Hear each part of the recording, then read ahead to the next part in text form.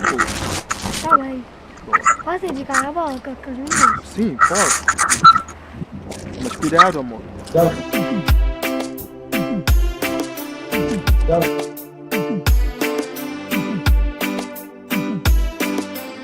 Shot on the beat.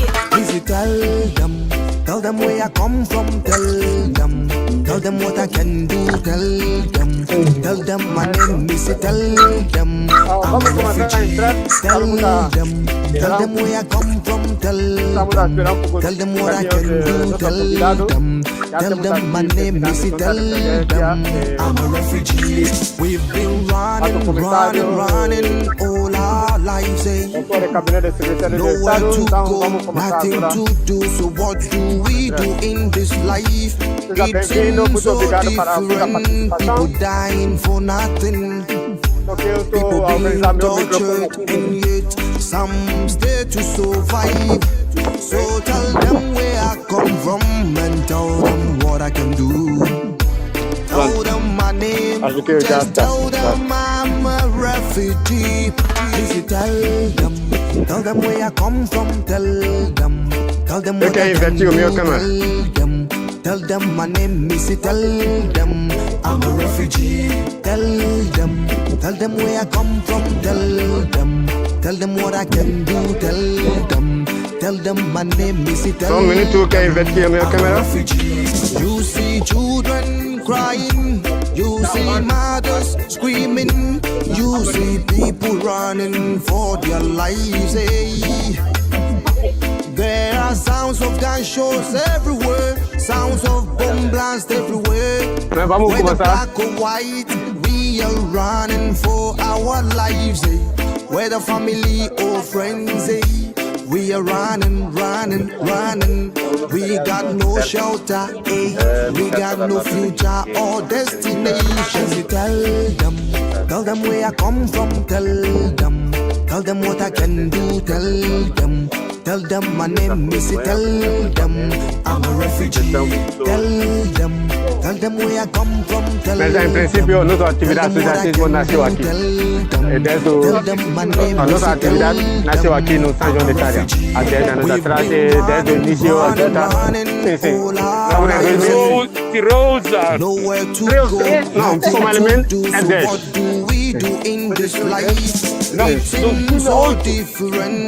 Sí, me estuvo a tiempo de preparación, tiempo que teníamos. No, me siento siempre en nuestro lado, que voy a ir a revisar el mundo aquí. Tell them my name, just tell them I'm a refugee. Só que eu quero virar o meu cameraman, não sabe como fazer, para vocês ver. Tell them my name is, tell them I'm a refugee. Tell them where I come from, tell them what I can do, tell them my name is, tell them I'm a refugee. This is to the whole world.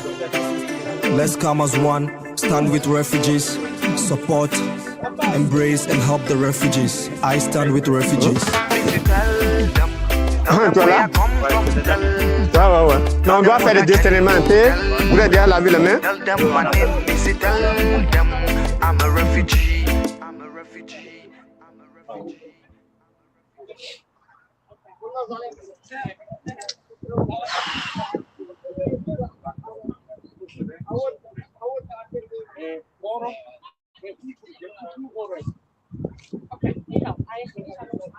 Bem, agora que acabou a música já está, fecha, tudo bem? Sim, está tudo. Eu quero virar o meu câmera para você ver, mas eu não sei como fazer. Ah, sim, eu já vi.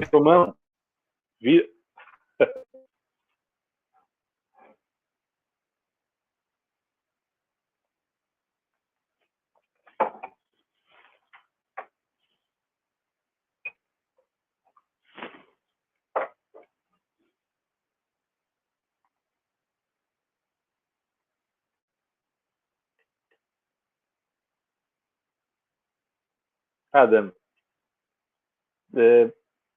tenta parar a partilha do vídeo.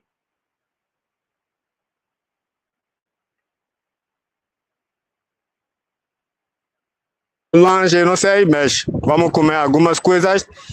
E depois, depois disto, vamos fazer algumas entregas para no outro lado de comida e outras coisas que a família vai levar para casa. No âmbito do plano de apoio e refúgio. Não está lançado ainda formalmente, mas vamos partilhar algumas coisas hoje para a família levar em casa. Então, estamos aqui no Parque de São João de Itália. Você me dá só uns 30 minutos, depois a conversa principal vai começar. Vamos começar a conversar com o nosso embaixador, o senhor Alexandre Teixeira, e o senhor Fanvoca Virgil, que vão falar um bocadinho de empoderamento e capacitação de pessoas de... Não.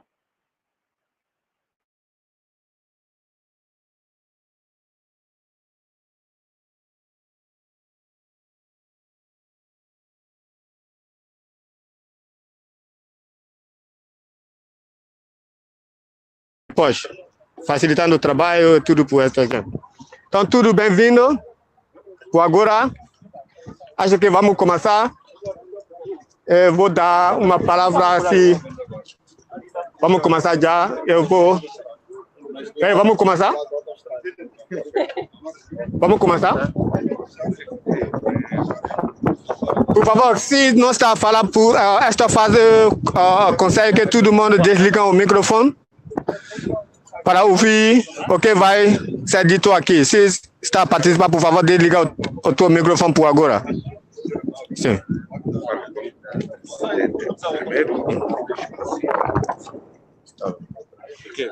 É tu que deve avisar ela. Vamos começar agora. Are we going to start? Vamos começar agora? Olha, vamos começar? Depois o presidente quer falar com vocês.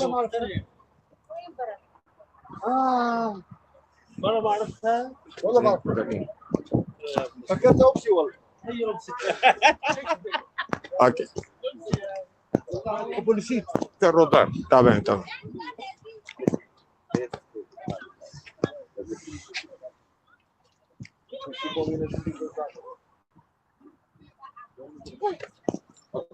Vamos começar. Vamos dar primeiro a palavra ao dono de casa e depois um de vocês. Só uma breve palavra aos refugiados assim, para comemorar o dia. Estamos em direto, porque as pessoas estão a esperar para a conversa online, então estamos a começar já, só para vos avisar. Assim. Aqui nós é presidente, olha. O presidente está aqui, ninguém me disse. Não, Eu meter tchau. Era uma surpresa. Muito presente também. Sempre Quer dar um abraço? Você é importante. A colocar máscara, dá a desinfetar as mãos. Olha, isso não apanha refugiado. Não, apanha todo mundo, apanha todo mundo. Apanha todo mundo. Tem que ter cuidado. Olha que apanha. Não, porque nós já passamos muito vírus. Quando tem muito vírus, outros já ficam medo. Por isso a pessoa faz a vacina. Tá percebendo? Não. Veio. We are up to you. Sim. Sim, vai começar para ti. Pronto. Hoje é Dia Mundial de Refugiados em São João de Itália e um dia especial para os refugiados. Fórum de Refúgio e UREP estão a preparar um convite de piquenique no parque de refugiados para mostrar que hoje é o dia de refugiado.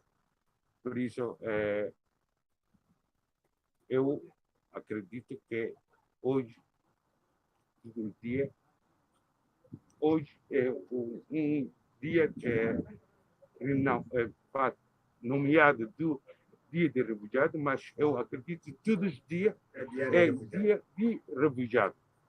Por isso, sejam bem-vindos e temos convite o presidente da União juntas freguesia e Bobadela, São João de Itália e Centeria e representante do secretário de Estado para imigrantes e Sr. José ACM, Alto Comissário para Imigrantes. Muito obrigado, senhor secretário-geral. Senhor presidente, tem alguma palavra para nós, para o dia? O dia. Olha, deixar-vos um abraço de amizade. Sejam bem-vindos, mais do que tudo, cá ao nosso país.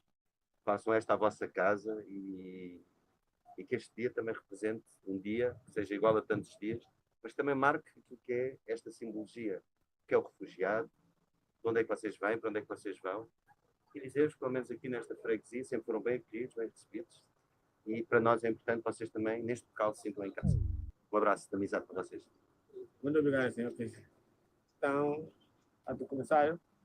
Olá, José Reis, vogal do Alto Comissariado para as Migrações, e neste dia o Alto Comissariado para as Migrações faz questão e tem todo o prazer em estar aqui convosco, comemorar este Dia Internacional do Refugiado, que conta com o apoio, e constata-se, é muito importante, conta com o apoio das várias instituições, quer do Estado, quer do Estado.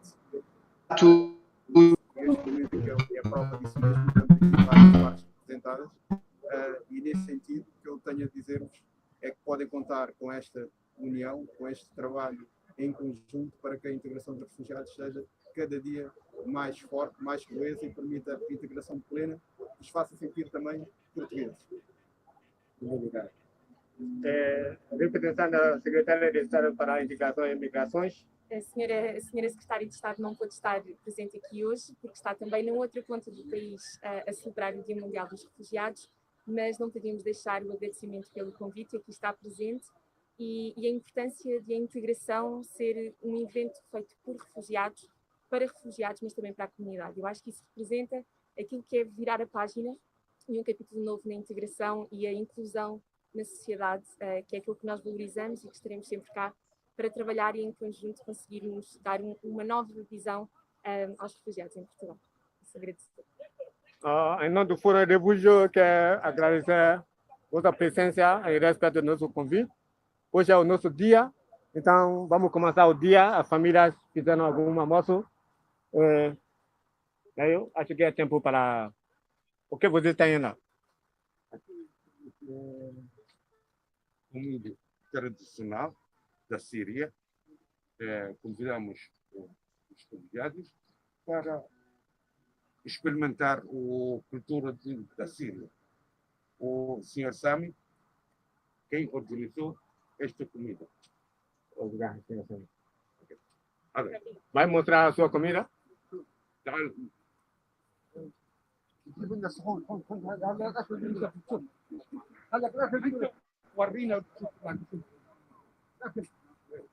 Nós temos que ter cuidado para não juntar muitas pessoas uma vez.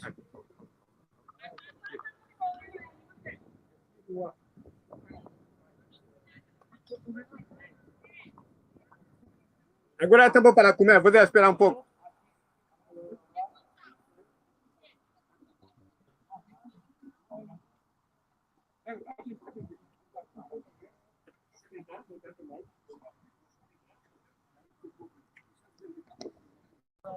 Agora um pouco.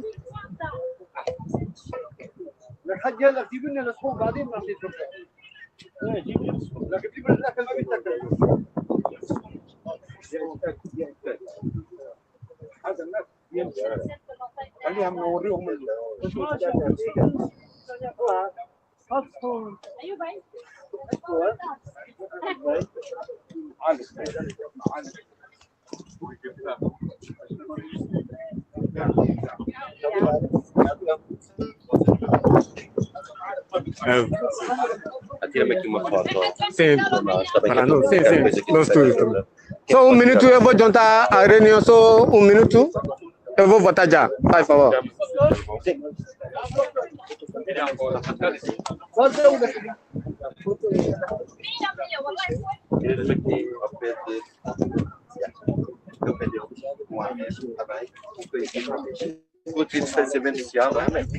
Respeitamos a distância. Sim, Alex. Não mexe. Distância. Cuidado, né? Cuidado com o distanciamento social. Sim. Vais contactar para o meu telemóvel, pela minha filha. Faz-me rir. Agora, Mais um para o fórum. Mais para procurar. Nós queremos também agora. Posso ir também buscar? Sim, sim. Então, tu é bom telefone lá barato. Tipo, mano. Então, telefone retro. ficamos todos bem, pá. Vamos tirar outro. Não, para o gure já. Foi fé com ça, se saber para ici como ça.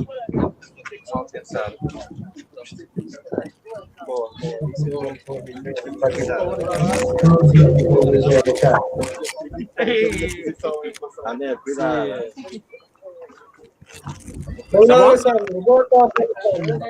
Só um minuto, só um minuto. Ok. Obrigada. Depois partilhar comigo. Sim, sim.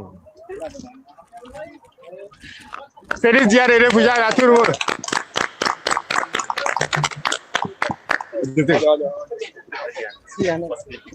Eu não quero tirar foto.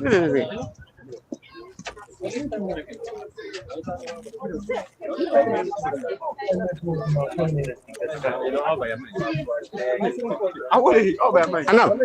Só ficar aqui só. Fica aqui só e tira. Sim, mas eu não tenho tempo, eu tenho que ir. Então é a pessoa mais conhecida que há do mundo, vocês sabem lá. Não sabe pessoas famosas.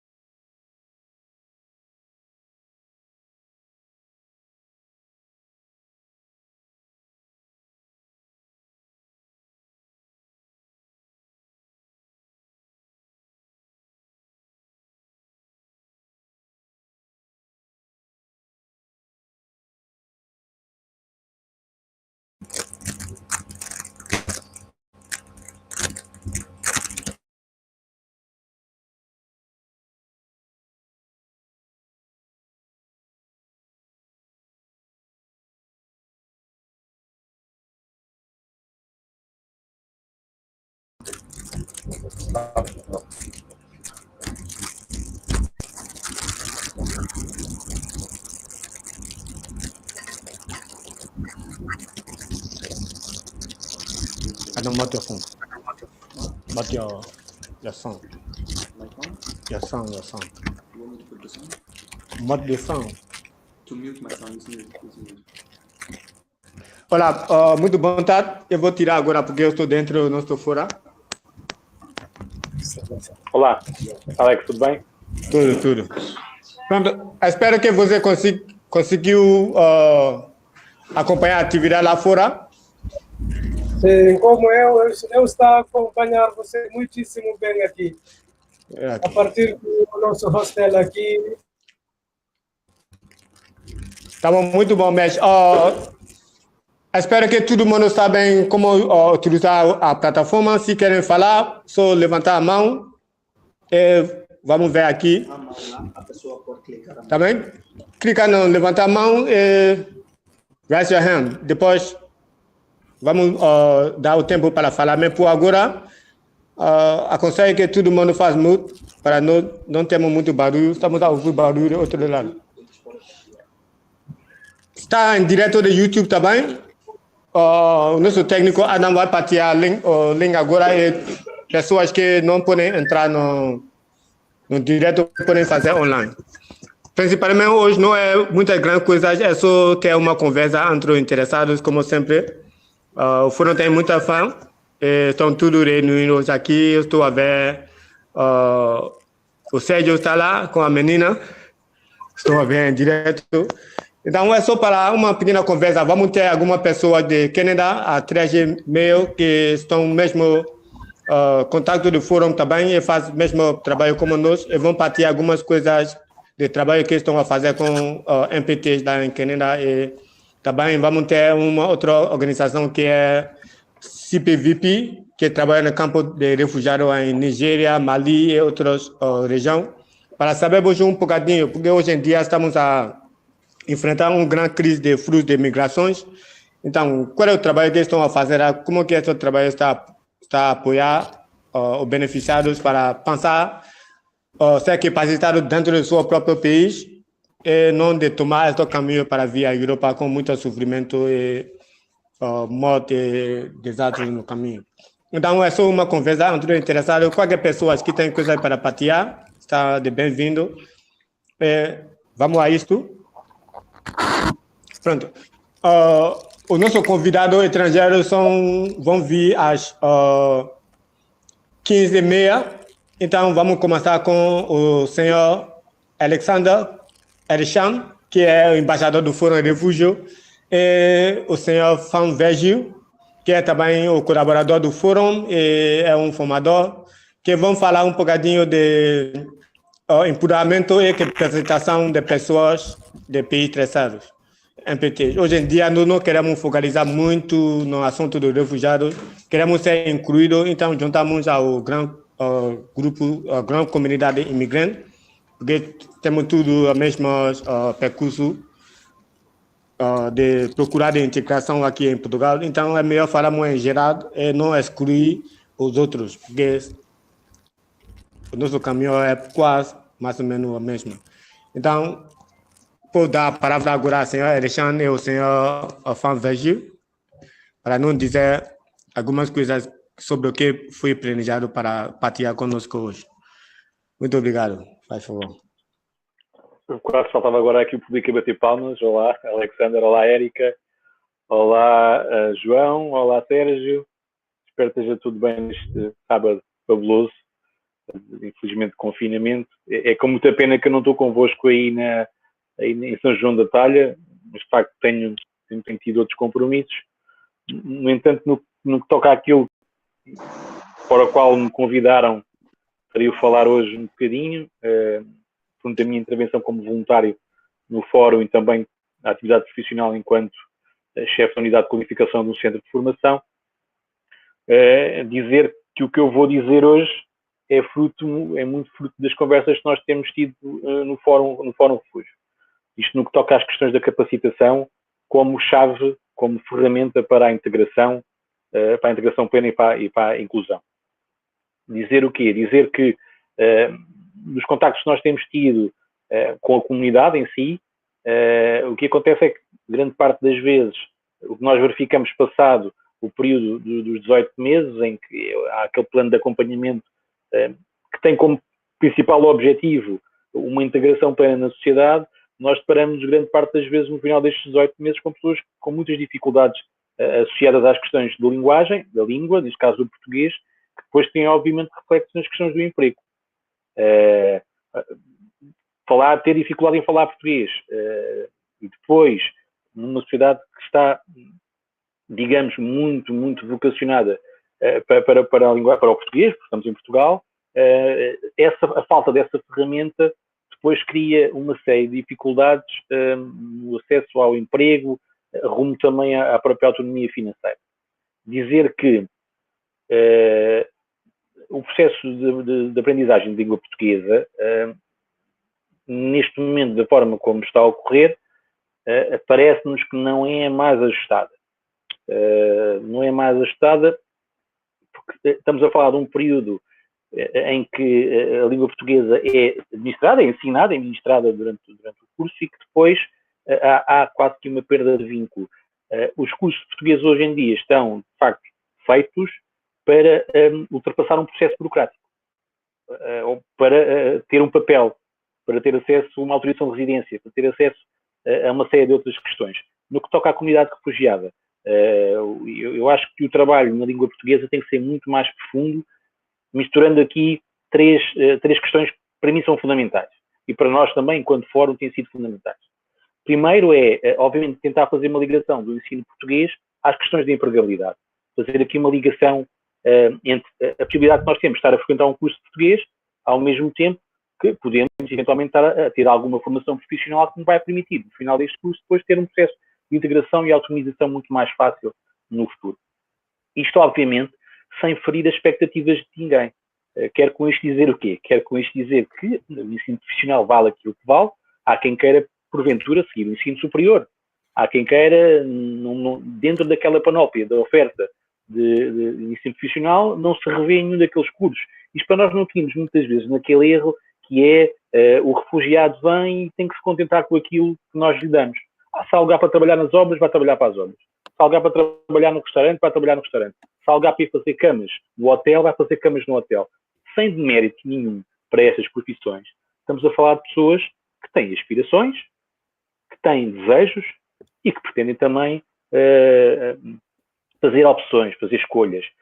Obviamente que, durante esta fase de adaptação, é necessário ter algumas ferramentas que permitam, no imediato, sair um bocadinho daquilo que a sociedade em geral chama do assistencialismo. Ou seja, as pessoas estão cá para receber subsídios.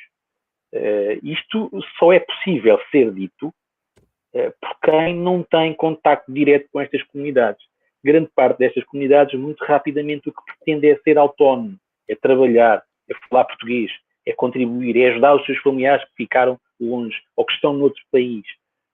E é muitas vezes, eu costumo dar o exemplo, estar por fora é mais fácil, não é? Falarmos e temos uma série de questões e depois, no concreto, no real, é que nós temos, de facto, acesso a esta questão, que é as pessoas querem ser autónomas, querem aprender, querem agarrar oportunidades, querem ter oportunidades.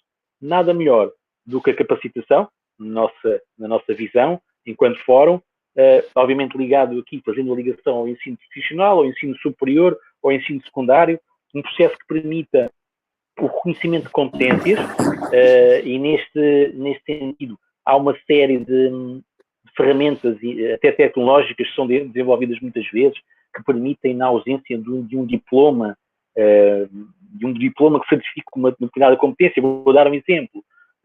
Temos alguns web designers, alguns refugiados que são web designers ou que são engenheiros informáticos, ou seja lá o que for, mas não têm uma forma de o comprovar. E há, através de plataformas, a possibilidade tecnológica, a possibilidade dos refugiados desempenharem algumas funções que depois, mediante uma cotação, vão permitir perceber, não, esta pessoa de facto tem skills nesta área desenvolvidas e vamos certificar.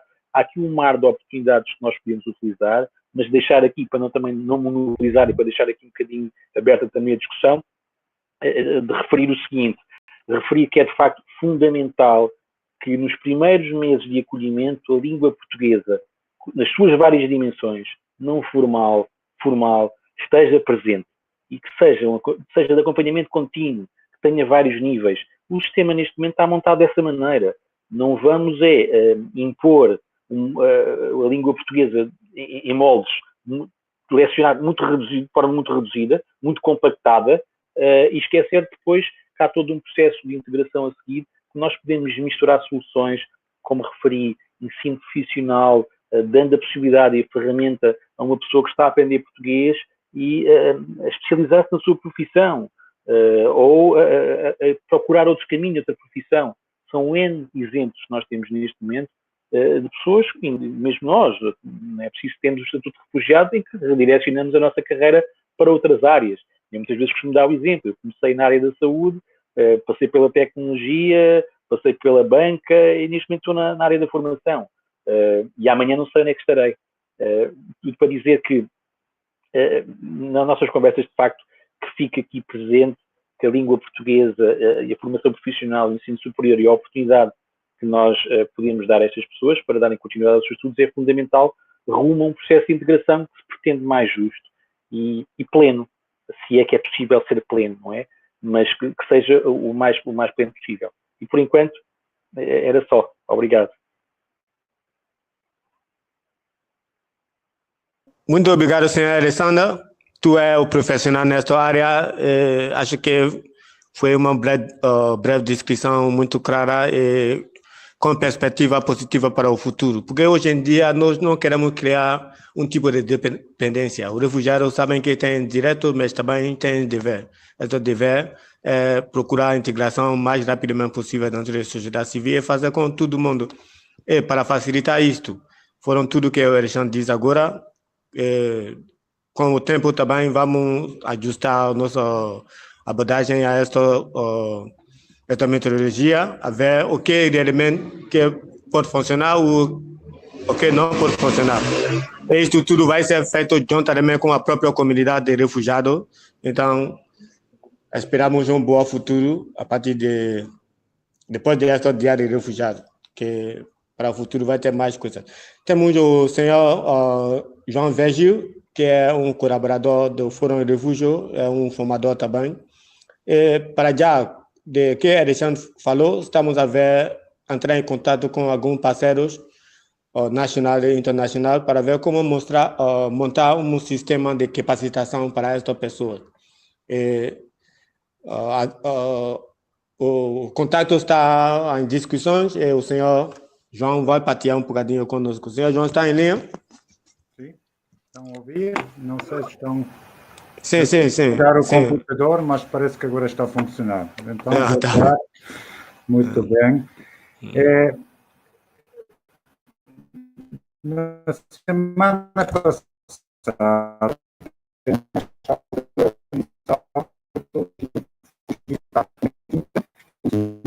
peço desculpa, senhor João, temos algumas. Eu quero só traduzir um bocadinho do que o Alexandre diz a nosso convidado que estão aqui, que não falam em português, para eles perceber um bocadinho o que está a passar.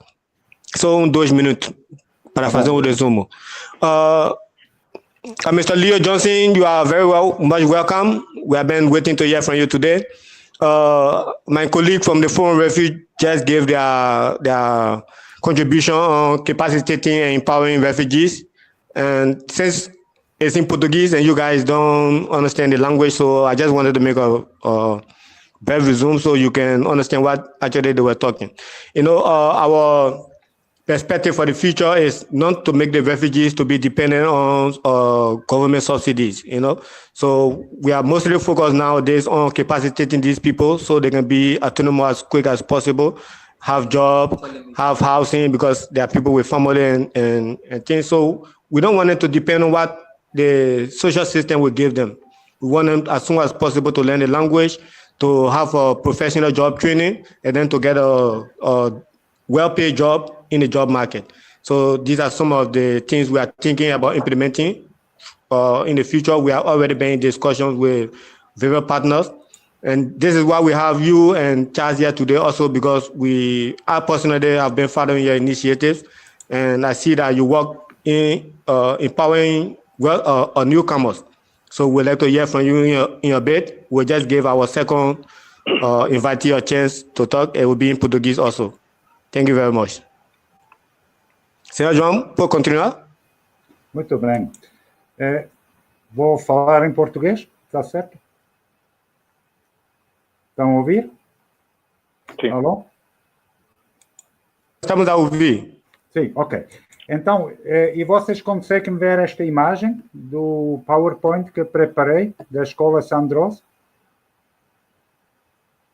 Estão a ver? Não. Não, ok.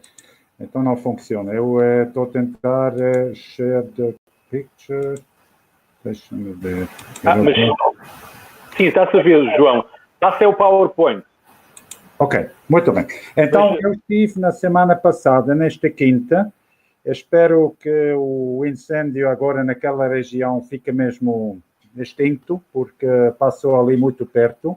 Mas estamos a ver aqui o tal senhor Meyer, E ele Não está a ver, João, não está a ficou ver. o projeto.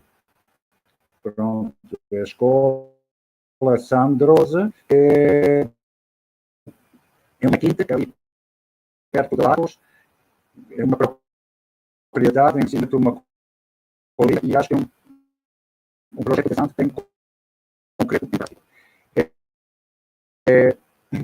O projeto desenhado e está quase pronto para arrancar. Em falta são os clientes, são as pessoas deslocados. O projeto é que quer treinar com formações práticas no âmbito de vários ofícios ligados à construção civil. Desculpa, senhor João, por arranjar o som um bocadinho, está um bocadinho... Sim, agora não? sim. Ok, e estão a ver a imagem, sim? Eu não estou a ver a imagem. Não. Não? Ok, pena. Está bem. Então não funciona. Deixa-me ver. Eu tenho que partilhar o seu ecrã do computador. Sim, é uma opção de compartilhar o ecrã, mas parece que não funciona. Vamos avançar, sim. Posso enviar, posso publicar no Fórum Refúgio. Pronto, então eu vou falar sobre isto. Então, pronto.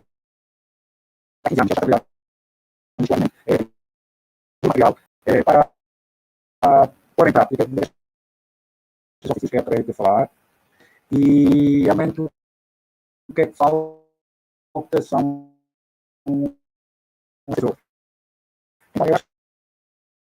o som mesmo não dá, senhor João.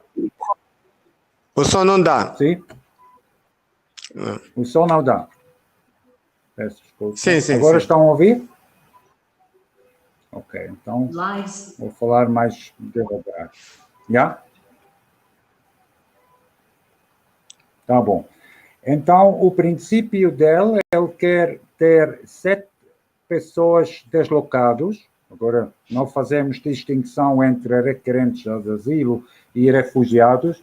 Deviam ser jovens solteiros que ele custava dentro de uma formação de 6 semanas ou mais tempo.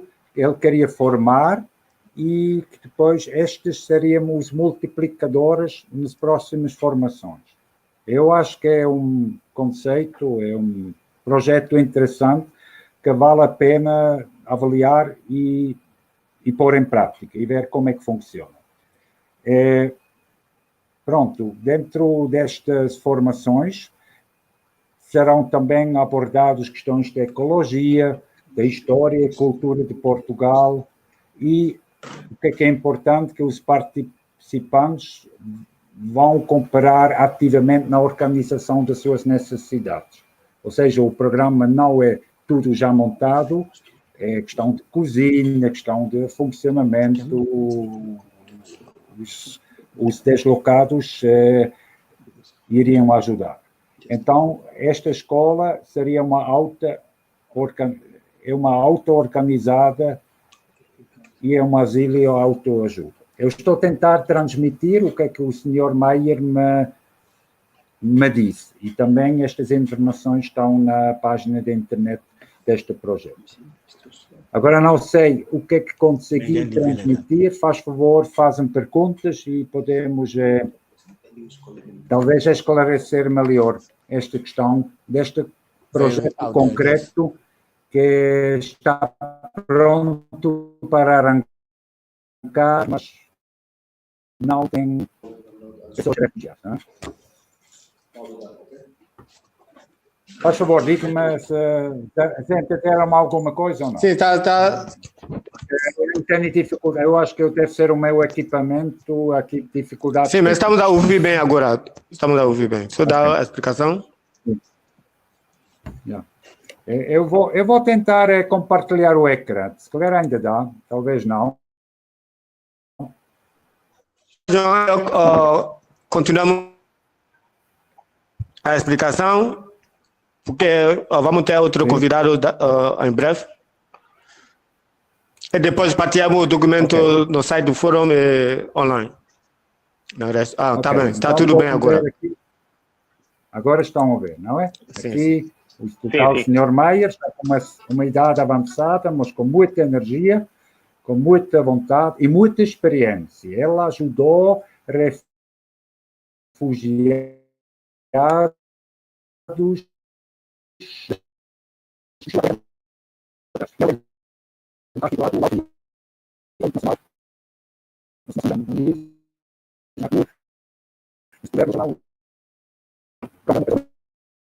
eu acho que é muito valioso. Não se está, João, não se está a ouvir. Ok. Pronto, agora passo aqui as informações. É só uma das oficinas que ele tem, já tudo preparado. Tem muito material prático.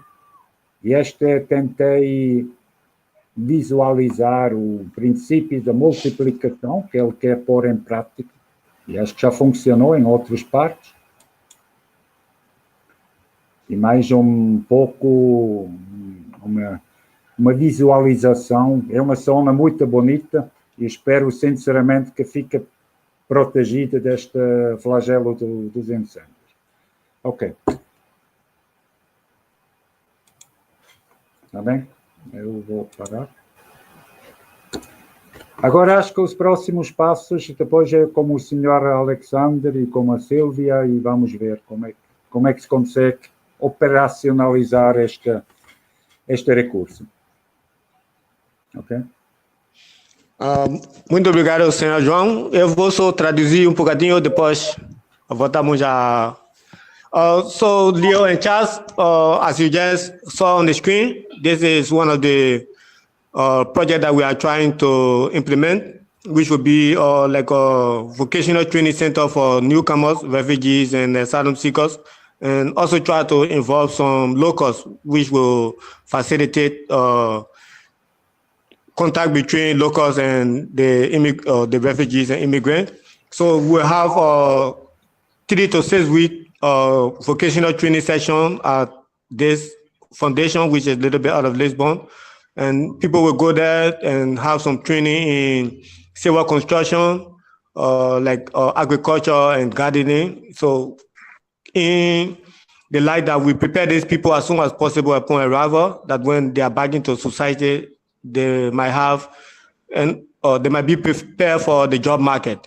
So it's still in discussions. We are trying to look for more partners. We are also in discussion with the owner of the facility. So we hope that you will follow this program, and we hope also that it will be implemented as soon as possible this year or the beginning of next year.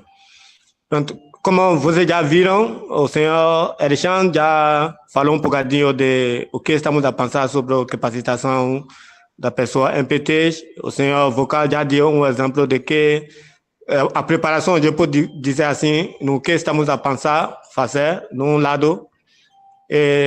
Se alguém tem uma coisa para partilhar ou quer perguntar sobre esta primeira sessão, por favor. Tem uma questão para o senhor Alexandre ou para o senhor João?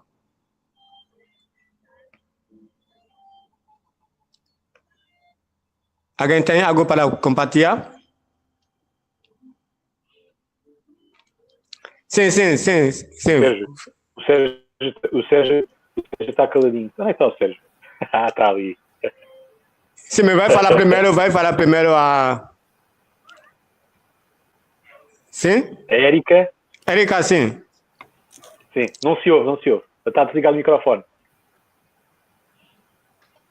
Está ligado. Olá, boa tarde a todos. Boa tarde. Obrigado.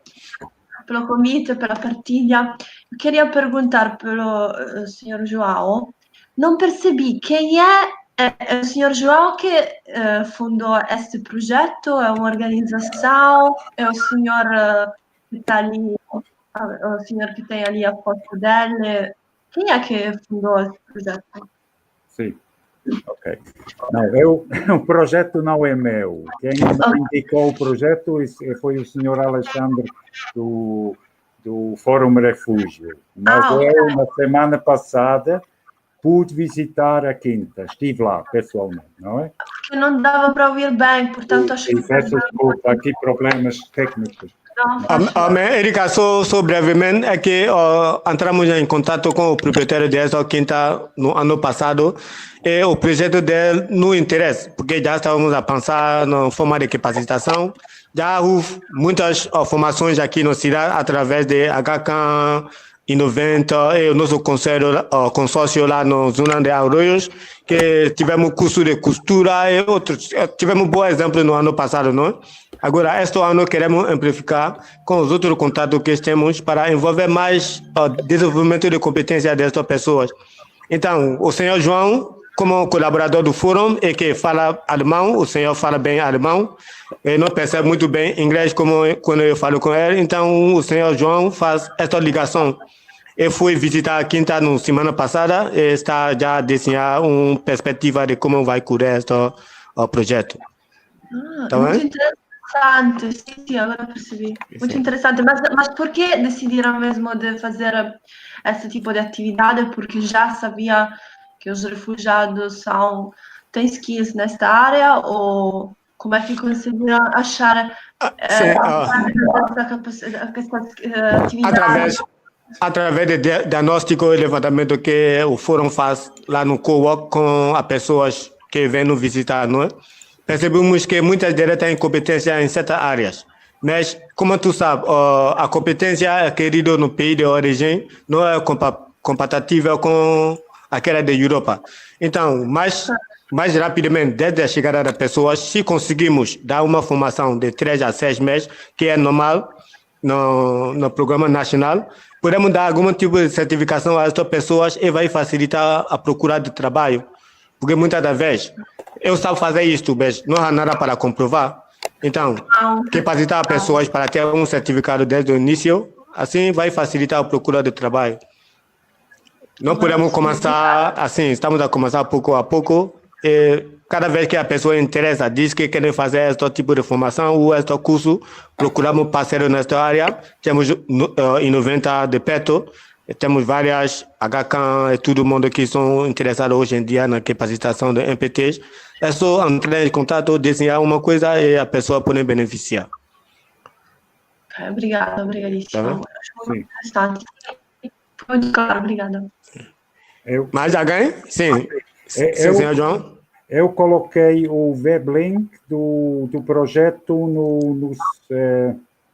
como é que chama? Aqui no... Onde se pode escrever. Sim, na mensagem, sim. Também mensagem. Sim. Então, depois partilhamos mesmo no fórum, vamos partilhar mesmo no fórum depois. Boa.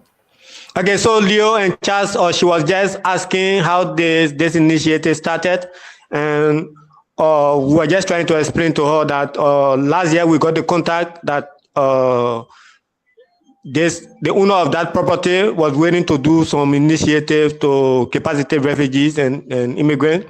So he got in contact with us. The discussion is still ongoing, but we have Mr. João, who just presented the project. He mostly speaks German, and the owner of the property speaks German. So he like a facilitator. Since he's collaborator of Forum, also he's facilitating the contact between we and the owner of the project to see how best we can have mutual understanding and then start the implementation phase. Ok? Sérgio, tu está calmo? Diga uma coisa. Olá. Estou calmo, estou cansado, porque acabei de chegar a casa. Começámos com uma iniciativa ali em Oeiras às 9 da manhã. Sim. E estou mesmo aqui um bocadinho cansado. Olha, vocês não param de surpreender. E eu, acima de tudo, queria-vos deixar mesmo os parabéns pelo vosso percurso, ok? Sim. E parabéns a ti também, estive sempre no nosso lado. Sim, mas ok. Mas eu queria mesmo deixar-vos parabéns pelo percurso que têm tido. Está a ser fantástico. E o trabalho que têm desenvolvido nestes últimos 3, 4 meses, mais uma vez super surpreendente, e agora saem-se com mais esta que vão, que, pelo que eu entendi, que vão experimentar com um grupo, que isto eu pensava que existia no mundo das ideias, mas já percebi que existe aqui um plano concreto. E Alexandre, não estava mesmo de surpreender e deixar-vos aqui um grande abraço, está bem? Muito obrigado, Sérgio. E, o plano em si vai ser lá na quinta, mas a máquina vai estar aqui em Lisboa. Então, vamos precisar de vossa colaboração no futuro. Desde já estamos a fazer a mobilidade. Eu tenho algumas novidades, mas infelizmente ainda não posso divulgar, mas em dias será divulgado e sempre fala, está bem? Eu sei. Muito obrigado, Sérgio. Muito obrigado. Então, vamos passar a nossa segunda fase, que é conversar com nossos dois convidados internacionais. Acho que estão a esperar muito tempo agora também. Eu vou passar para o inglês agora, se vocês permitem. So, Mr. Johnson and Mr. Roto will start our conversation now. So para let to English and Portuguese missing, I'm sorry. Just to let the other participants know, we are all from Liberia. True? Leo is a young Liberian, Charles also is a young Liberian, and most interestingly, Charles is my cousin. He's my first cousin. His mother is a big sister to my mother. And we are working in the same line, so I always copy his footsteps. He's a PhD. He's also the Sri Lanka Peace Ambassador. They will introduce themselves, but I just want to give a formal introduction. Mr. Leo also is part of the Hamilton Immigrant Program. He's also the president or director of the Empowerment Square in Canada. But I will give the floor to two of you to better introduce yourself. Let's start from Mr. Leo.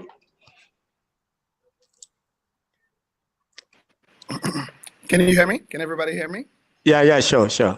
I wish I could speak Portuguese, but I cannot. Yeah, I don't. So maybe that's my new assignment after this engagement to start learning Portuguese.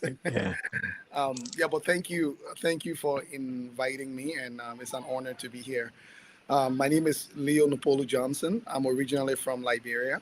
I came to Canada as a government-sponsored refugee. That's how we call it here. In 2006, I settled here, have done most of my university education here in Canada, and now I do work for the Hamilton Immigration Partnership Council. I'm also the 2019 United Nations Fellow for the International Decade for People of African Descent. And then I do a lot of work internationally besides my work in Canada as well. So thank you very much for having me, and I look forward to contributing to this discussion. Okay, Charles, can you tell us a little bit about yourself?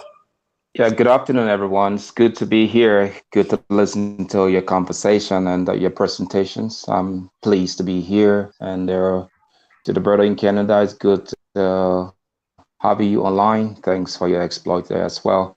I'm Charles Rato from Liberia. I live in Romania. I'm the president and the founder for the Center for Peace and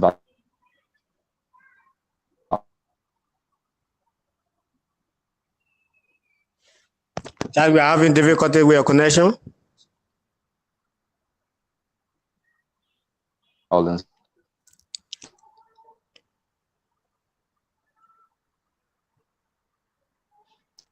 Yes. Conflict affected regions. Can you hear me? Can you just repeat the last part? We lost you online. You are ambassador for What did he hear last? What did he hear last? Yes, you were trying to explain about the CPVP. Oh, yes. So the Center for Peace and Violence Prevention is dedicated to a culture of peace and respect for human dignity. We work primarily in Austria, Romania, Liberia, Nigeria, and Mali. And our goal is to help people who are affected by war or people who are in less privileged conditions. And that's what we do primarily. I'm also a researcher, and my research focuses on the use of children in war and how can we not only help to curb the use of child soldiers, but also how can we use former child soldiers as peace builders. So that's one of the key areas of my research. And today I'm pleased to be here to share our refugee experience with the rest of the team. Thank you. Thank you very much. We're getting to deep discussion right away. Leo, you talk about your work internationally, most especially in Liberia. I've been following. You are trying to build one of the modern library, almost multi-million-dollar library in Liberia. What brought about that urge? What motivated you? You are in Canada already. You are doing well. What did you think about back home? Yeah, it's often it's a hard thing when you come to whether it's Canada, the United States, or even Portugal, as a refugee, and you tend to find another life for yourself. You tend to be doing well. It's a very difficult thing looking back home where you come from originally, because the problems are so many, especially Liberia being a post-conflict country. The challenges are so many that sometimes you just want to forget it and focus on your own life, trying to give yourself a chance. But at the same time, we have a saying that nobody is coming from anywhere to develop our countries for us. I often say this to everybody. Our partners can work with us. Our partners can empower us. Our partners can find ways to add value to what we're already doing. But the leadership has to come from ourselves. If we do not provide the leadership, it will make it really difficult for any of our partners to be able to do anything at all. And my motivation was the fact that there's always something about your heritage that you want to celebrate. I don't care how successful you are in life. I don't care where you've gone. Your heritage is always a part of you, and you cannot get rid of it. So my motivation going back to Liberia was to try and understand how I can create an opportunity for partners in Canada and around the world to go to Liberia and be able to impact the lives of people with my leadership as a Liberian. So I went back to Liberia. I spent about 8 years doing research. I visited every single county in the country. I slept in each county for at least 2 weeks. I spoke to youth groups, to elders, to chiefs, to zols, to educators, to government ministers, you name all of them, and brought back that information and started to dig deep to find out where is the most important place for us to be able to do some investment. And overwhelmingly, the issue of education became primarily my concern, simply because I don't care who goes to Liberia with what kind of money or what kind of resources to help us. If we do not have our population being prepared to take advantage of the opportunities, Liberia is not a poor country. We just don't have the prepared population to take advantage of the wealth. So after doing that work, I launched the Liberian Learning Center, which is a $2 million educational facility. It's going to house the first properly built public library in the country. It's going to house a small business incubation center and an indoor recreation facility. Now, why did I do this? Often in post-conflict countries, we are used to relief. So people come and give us a little bit, something here and there, and we get excited by it. As Liberians, we need to start to set the standard. I often ask people, if you're doing something in Liberia, will you be comfortable for your child to go there and use it? If you don't think it's good enough for your child to be there, then do not do it. Because the standards that we need to send a message to our partners in the international community that we're serious. We want to build for the long term. We don't just want to do things for the next 5 years. We want to do it for the next 30 years, for the next 3 generations to actually come. And I think that's some of the work. And that's the value for me as a refugee coming here, being given the opportunity to learn the things I can learn, to make the connections I can make. What do I do with it is the question that I've been trying to answer. You're muted, Alexander. Thank you very much. You talk about leadership, you talk about the diaspora, and you talk about your motivation going back home. Now let's get back to the diaspora and leadership within the diaspora. I've been following Empowerment Square a lot, and you have a lot of interesting initiatives. How do Empowerment Square get to empower the community there in Canada that would be the people in the diaspora to go back home tomorrow and do projects like what you are doing in Liberia? I see there are people from many countries around the world that form part of your community there in Canada. I also watched one time that you have that kind of children initiative where you make the the bills that children will learn how to spend and things like that. So how do you do all that? How do you do your work in Canada? I often say, and I come back to the same point about what we need to do. For some of us who have had the opportunity to be refugees and find a way to get to where we are, we have a responsibility here to help facilitate the process for those who are coming to figure out how they can become independent, to figure out how they can become contributing members of society.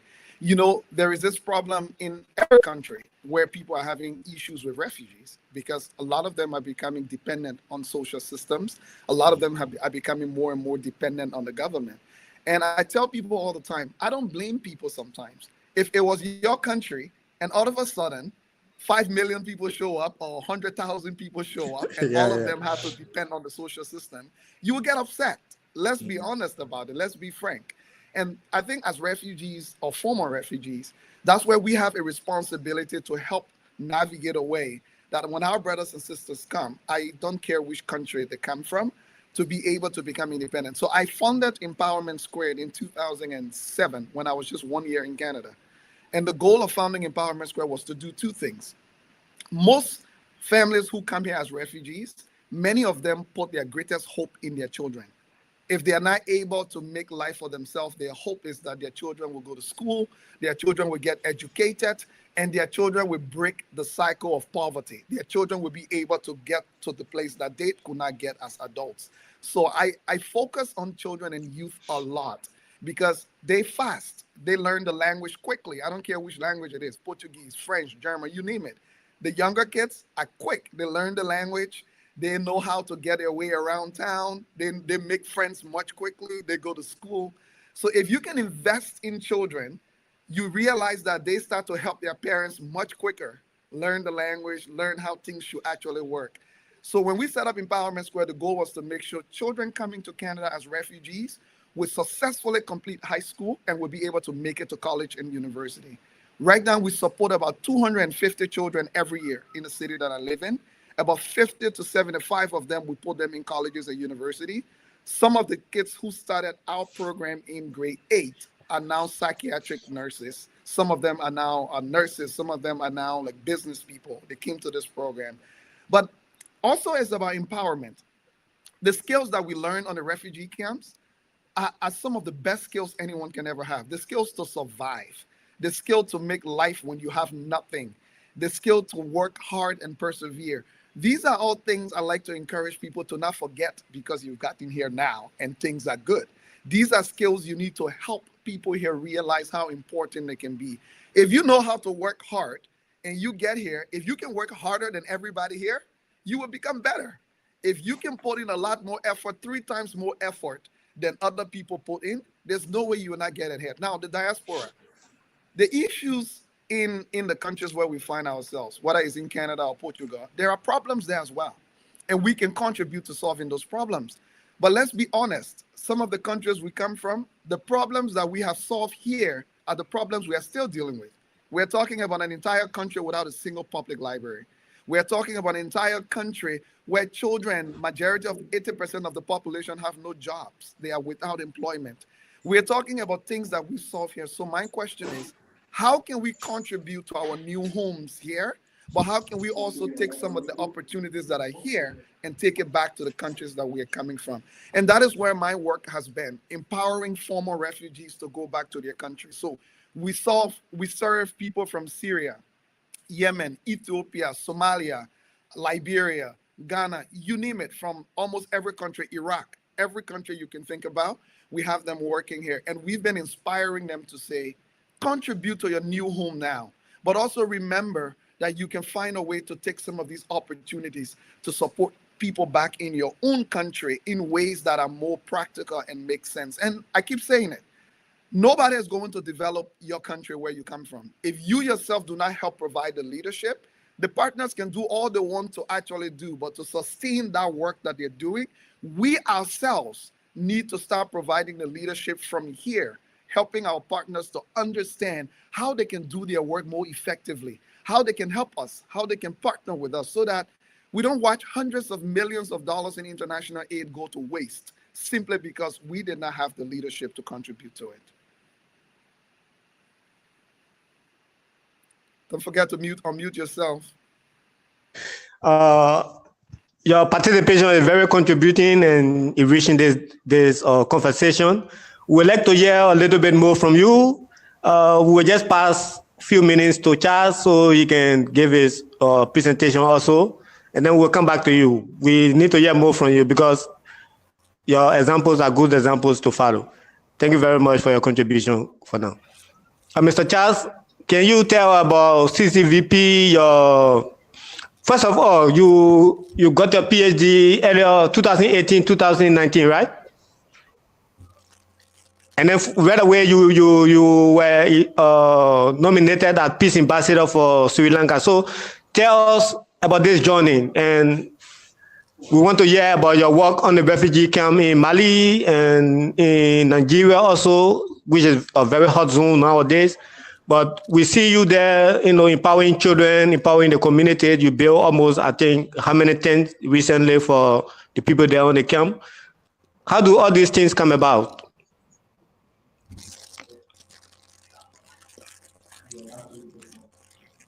Hello, Charles, you getting us?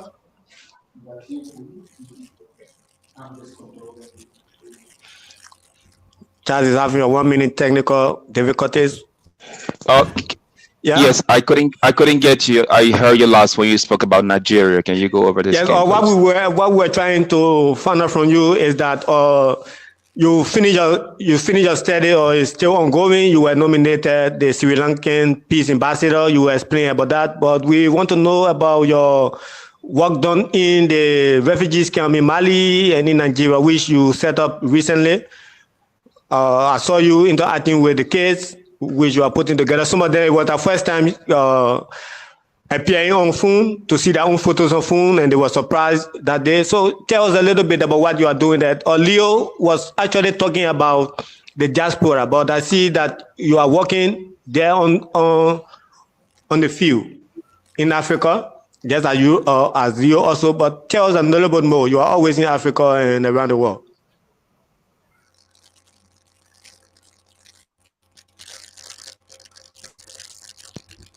We lost you again. Can you hear me? Yeah, we hear you now. Okay, so yes, I did my PhD here in Romania. My study was focused on the impact of communication on child recruitment and peace building, meaning how does communication impact the way children are recruited into war.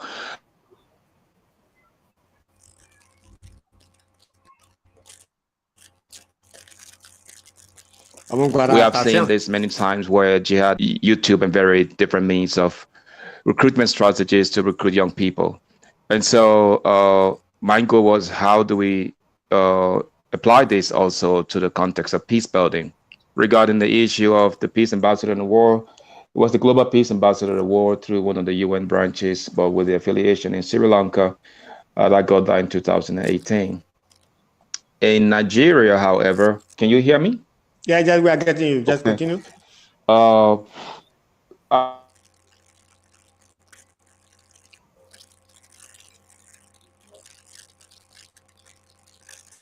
have also been on the field a lot more until we Africans get involved.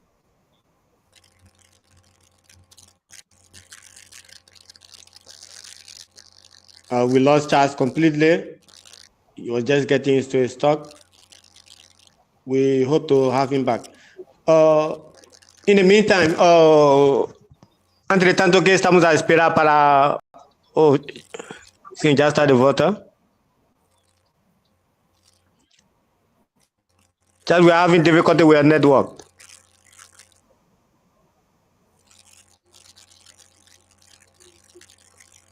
Can you hear me? Yes, we are getting you. It's just on and off, but we are getting you now. Okay, just raise your hand or something if you cannot hear me. I'm having a challenge with the network. So please tell me what you heard last so I know where to start from. Yes, you were trying to talk about your journey through the peace ambassadorship. Oh, yes. So that was given in 2008, the Global Peace Ambassador Award, but through an affiliation in Sri Lanka. But I mean, There's a lot more to do. Awards aside, there's a lot more to do. We thank God that our efforts are being recognized internationally, but there's a lot more to do on the field. And this is one of the motivation I keep pushing me. Leaving Liberia as a refugee and having the opportunity to study in Nigeria, I could see the difference, the gap in the lack of skill sets in Liberia and a lot of that in Nigeria, for example. And it was my first time to experience total peace since I was born. We were all raised in a war for such a long time. In '96, I was captured to be a soldier. I managed to run away afterwards to Mali, and then I got some sponsorship to Nigeria. And I focused more on my education so that I could be able to help myself in life. But then later on, I realized that there are still a lot of people going through the same situation I once been through. And then I decided to set up the Center for Peace and Violence Prevention to ensure that we empower people who are in need of help, but at the same time to ensure that refugees are protected and vulnerable people are protected. Also, to help negotiate the release of children who are captured by armed groups. So I had the privilege to negotiate with groups like Boko Haram in northern Nigeria and also in northern Mali. I did some studies and some research there and some negotiations there. And overall, so far, including South Sudan as well, and so far we were able to rescue 51 child soldiers. We also built some refugee protection centers in Mali, in 2 different camps, even though we work with guys who are taking care of 4 camps there. But we've been able to provide shelter and food and other necessity for refugees. But more than that, we're trying to help them to be self-sufficient, teaching them other skills like welding, soap making, and other skills that they can utilize to stand on their feet. The idea is we don't want them to always depend on support because, as you know, the 3 of us here, I'm not about Leo, but you and I, we were refugees back then in '91 in Sierra Leone. You know how many months we have to wait for the UN to bring food and all that. So our goal is to help these people, learn how to plant their own crops, grow it, feed themselves when it's needed, and be able to be self-reliant. We had a setback recently. One of our camps caught fire and got burned, but we have been able to resolve that, and we are still providing the necessary support. With regards to the question of my motivation is based on the simple fact that somebody helped me who's a Nigerian who took me and rescued me from Mali, took me into his home in Nigeria and really helped me. And that really sort of changed my perspective on, first of all, as we grew up in the war, it's a bit difficult to trust people, but then I started to develop trust, and after that, it really made me to move forward from the idea of being self-centered, but then thinking about others as well.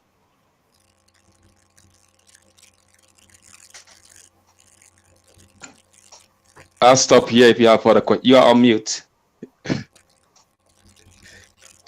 Yeah, we still need to hear more from you. I just want to come in a little bit. You were talking about our journey through Sierra Leone and things. Where family, were children at that time in Sierra Leone, and then the Sierra Leone war broke out.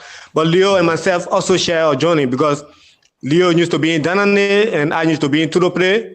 And, doing the Capital Youth Initiative, Danane and Tudople always used to clash.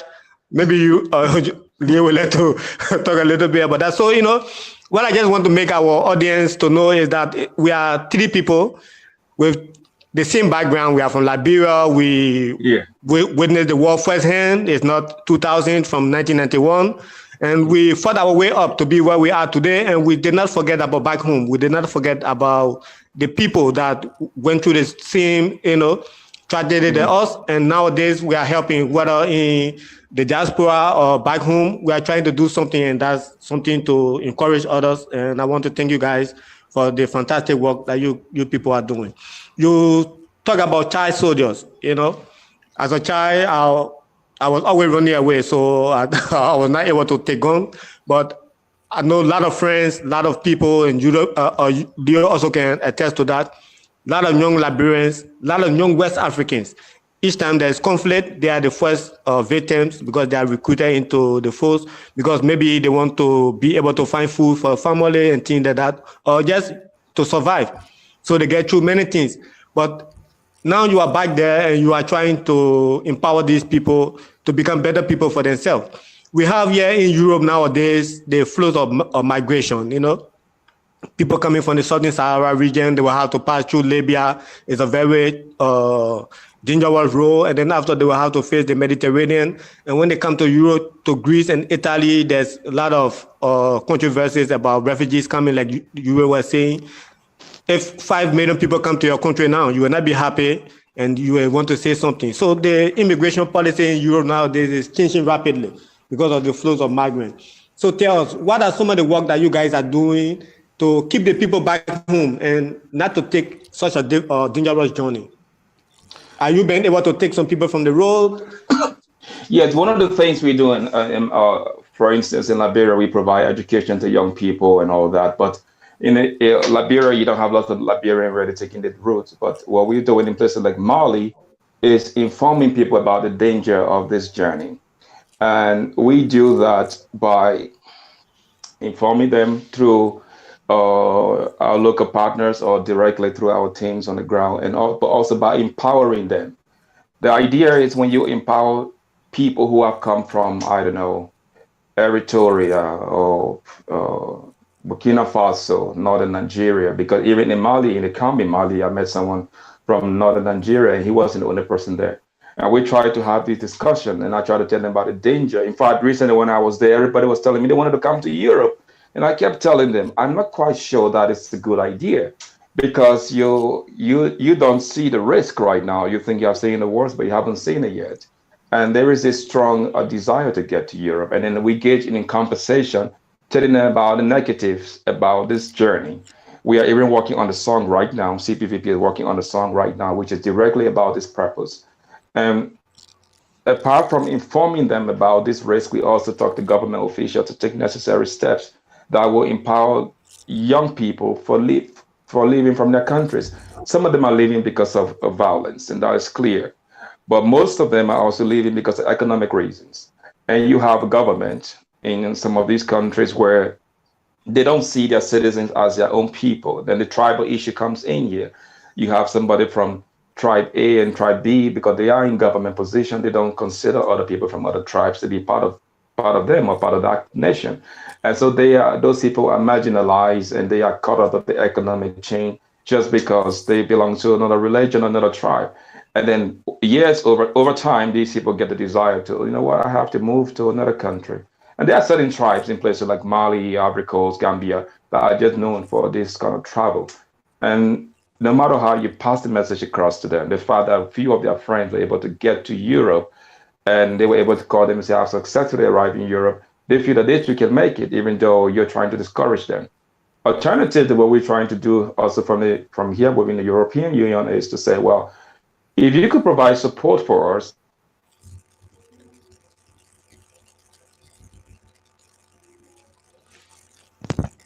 Pedimos Charles um bocadinho mais. We lost Charles for a few more minutes, a few seconds, let me say. So Leo, I want you to stay tuned because I still have to hear something from you. Very interesting. Okay. Charles, are you there?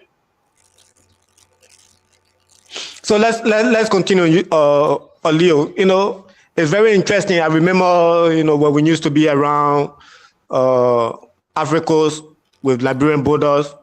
You know, my inspiration actually about trying to initiate the Refugee Association here was through the Character Youth Initiative that we used to have back then, if you remember, where we used to come together from different towns. And on Refugees Day like this, we used to have almost 1 week activities, sports, and different things.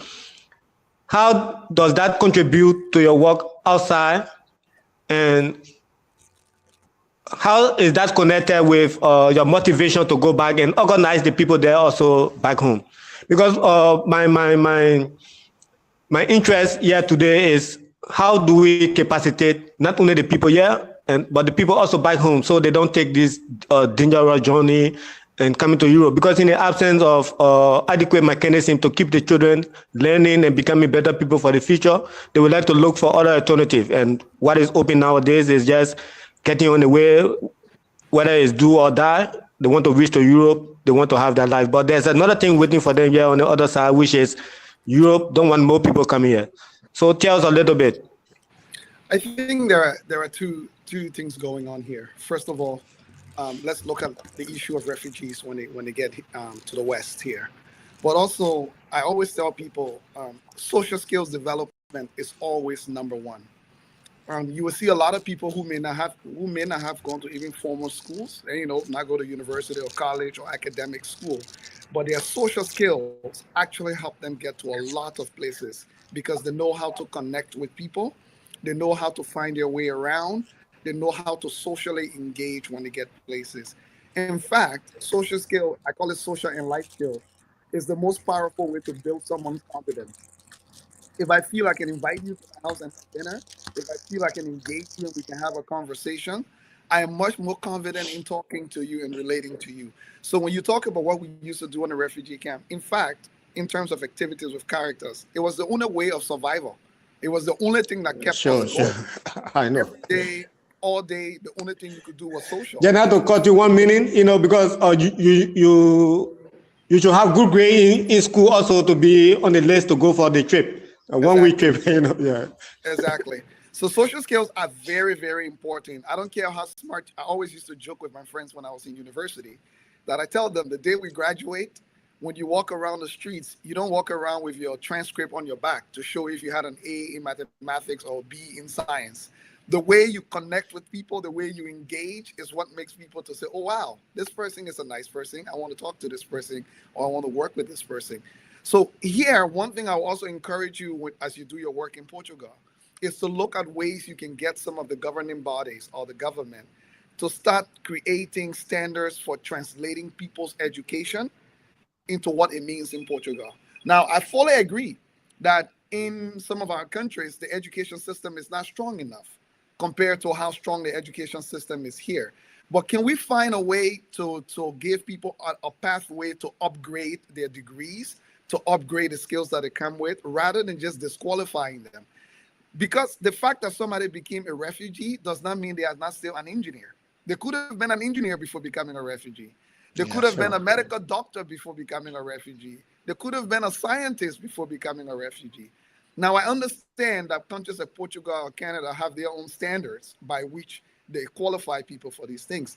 But there is no way you can tell me that someone who is a medical doctor, that you cannot provide them some path to upgrading to your standard when they get to your country so that they can practice medicine. Whether it's a 6 months or 1 year training and upgrading just to make sure your skills are evaluated, and then people can determine what level you're operating at. But the frustration is refugees come to this country with a lot of skills and they are made to start life from the beginning. Imagine someone who worked as a doctor for the last 20 years show up in a country like Canada or Portugal, and sorry, there's nothing you can do. You have to become a taxi driver, or you have to go and work in a greenhouse. When the truth is, you have so much skills that you could have been contributing to Portugal if the opportunity was put in place for you to upgrade. Now, I'm not saying just come as a doctor and then start to work in Portugal as a doctor. No, I'm saying put in place a system that will allow people who are already practicing certain fields to upgrade their skills level to the level that you expect it to be in your country based on your standard. I think that's one important thing that will help countries who are hosting refugees to allow them to contribute to the local economy. Now, when it comes to going back home, social is also very powerful. I often say to people this: if you can be comfortable enough to sit on the dining room table with me and we break bread together, we eat and we drink, trust me, we can have a level of conversation that you can't have anywhere else. Anyone that you're comfortable with going for dinner with and, having a meal with and talking. So social skills are very important, even going back home, helping our people to understand that not all refugees will make it across the Atlantic Ocean. Not all refugees will make it across the Mediterranean Sea. I don't care what you say. All of us will not make it to Canada or Portugal or the United States or wherever else that is.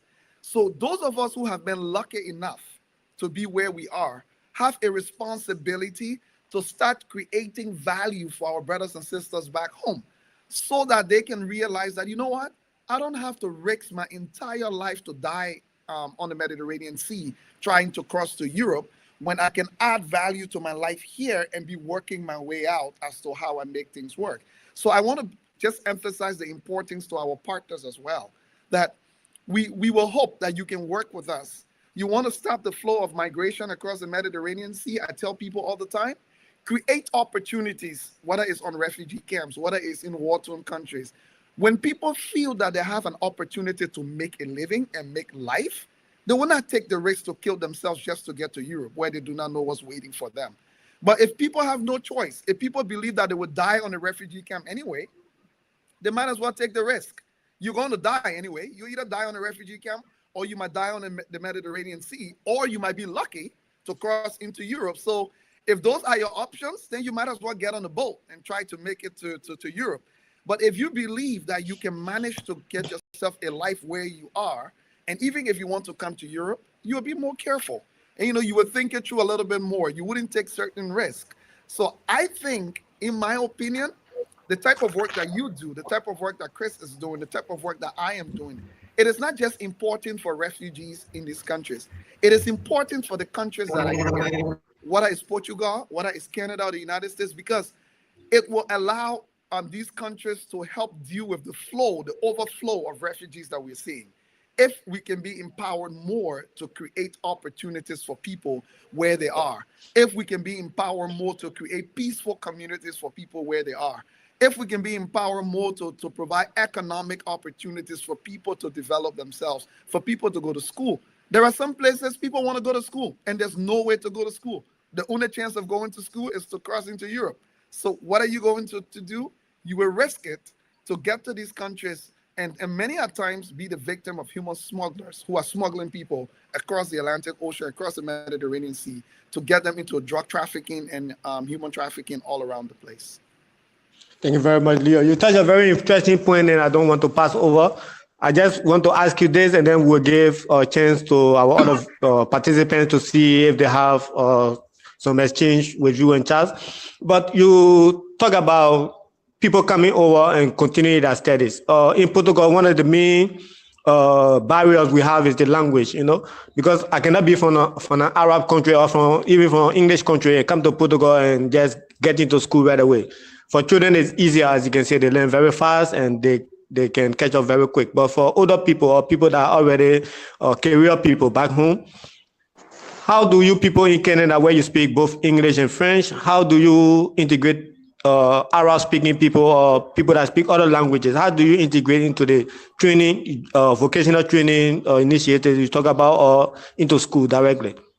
So this is part of what I was calling a system to allow people to upgrade their credentials, because I don't care how smart you are. If you can't speak the language or understand the language, you're not going anywhere, no matter who you are and where you're from. I think in Canada, what we've done, and people tend to think that this is all just government's responsibility. I continue to tell people, I care less which country you're in. Government cannot do everything. Everything, yeah. In fact, government is not the most efficient way of doing things. I don't care which country you're in. Usually government is much more complicated to get government to do things properly just because of all the bureaucracy. So what we've done in Hamilton, where I live, for example, in Canada, we've found ways to find other organizations or institutions that can take on some of these responsibilities outside of government. So I sit on the Hamilton Immigration Partnership Council, for example.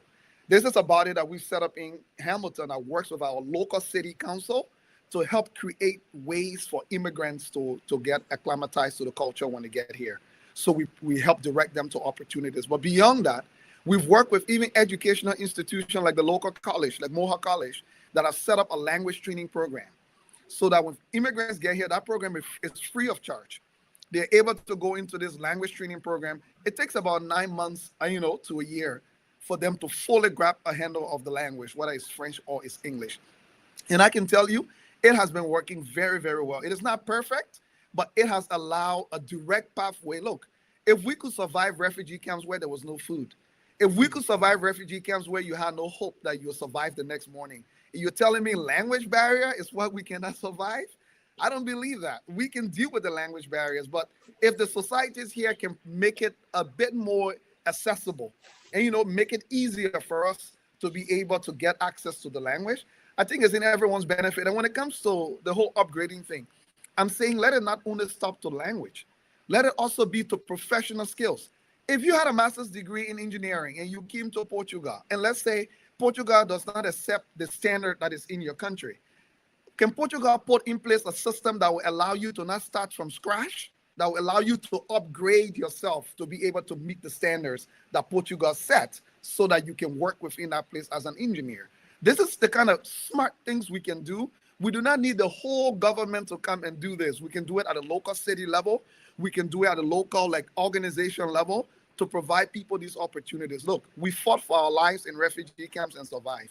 And you want to tell me fighting for opportunities here to make contributions to society? It's a win-win situation. If refugees becomes independent, they can work, they can make money, they can open businesses, they can pay taxes. The government gets better. The more people that are paying taxes to the government, the better our society becomes. And I think that is where we should go.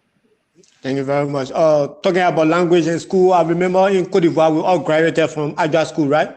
But it was directly English. It's after we started to go to university that we went to Ivorian University to start our first year. But we had complete English school from ABC to 12th grade at the time that was totally administered in English, but we were in a French country. So these are some of the examples that maybe with our discussion with governments and local decision makers, we should try to set up a kind of school system that will not bypass the national school system. The people can still learn Portuguese, but their skills are not obligatory to be in Portuguese. So the children can learn in the language that they are fluent with. And then after in later years in higher education, they can join the other school system. At that time, they will learn the language sufficiently. Thank you very much, Mr. Leo. I would like to give chance to the people watching here. Anybody have to share something else? We'll come back to chat later because we lost him, but I think he's back online now. So I will just put this part in Português. Alguém tem alguma coisa para partilhar conosco sobre os nossos dois convidados? Questão, qualquer coisa.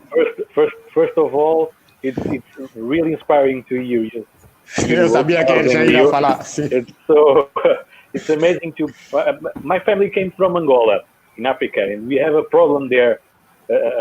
So it's really inspiring to see the solutions that you are providing to local communities, working from the basis. Normally, as Lee was saying, our tendency is to say the government don't do anything. They can't provide us anything. And we need to change this kind of mentality. We need to start from local, trying some small projects for testing. If it fits, if it works, we can go to other places in our. So here in Portugal, we need to talk more with you both, Leo and Charles. It's amazing. Congratulations for your work. Yeah. Obrigado, Thank you. Sim. Thank you. Sim, senhor João. Yeah, I agree. Thank you very much. It is really also inspiring because I think here in Portugal we have to come to your approach, not in first place to do for the people, but with the people, and to give leadership to the people, this kind of the refugees. But yeah, what is your experience, Mr. Alexander, and the people who work here? Yeah. Because I am a foreigner and I have to be careful what I'm saying, but sometimes it's really, I think we have to change paradigms. My experience over the years, let's say, since my time in Portugal and 10 years of the Association of Refugees and Forum Refugees that I've been in the forefront. Leo touched a little bit on that, and Alexander highlighted that also. We cannot wait on government because government and even the host institutions have a lot of things on their plate. They cannot solve everything at the same time. So we should start on the grassroots level. And when we started Forum, that was the vision we had. We have the refugees associations, but Forum is a platform where you have the refugees association, you have the the local community, the society, and then you have the refugees themselves. So we come together, and then we look for new mechanism to promote integration. And my experience with decision makers and government is that they have a lot of things on their plate. They have the citizens, many things. So they like to see something new. They like to see something that they can identify themselves with. They like to see something that will be solution. If Alexander can highlight on that from the beginning of forum, we went to visit the Secretary of State, and then we went to visit the High Commissioner for Refugees, and it was like we were looking for something like that to come to us. And right away, within 2 months, we opened the co-working space in the local National Center for Migration, where we are today. And that created a link between we and the government, and it brought a lot of facilitating aspect on the part of refugee integration. We are planning in future to have more discussion with decision makers. We have a conference next week that we will invite them. So we talk a little bit more about what we experienced these past 3 months during the pandemic and how we prepare for the future. So it's just contributing to the discussion. You know, we cannot just say we are refugees, we have rights, and then give us our right. What are we contributing to our right? So a form of contribution that we are thinking is capacitating ourselves and extending, you know, the discussion out to other people. They are trying to now give the people the food. So there's a lot of noise here where I am. I think you can see. They are finished out there, and they will just make some distribution with the former. But Mr. John, to answer your question is that we are looking for more partnership. We are looking for more collaborations. We want to have a discussion, open discussion, that everybody can be involved and contribute, and see how we bring the vulnerable people of society into the spotlight of society, and capacitating them to be contributing members of the society and not just be dependent on the system. So. And you have been following Forum from the day one also, so you just asked that question, but you know what we are up to. So, yeah. Ini katanya hago para Patia, para... Sim. I thank you very much, Leo Johnson, for your experience, for sharing your experience. Sorry, I have a problem with my... But thank you very much for your experience. It's very insightful and very interesting. But I was wondering how government deal with this idea, because I think there is, everyone knows that there is a lot of money around refugees camp. So also around the flux of migrants. So maybe government won't accept this new paradigm. Very interesting, very I think it is necessary and very valuable.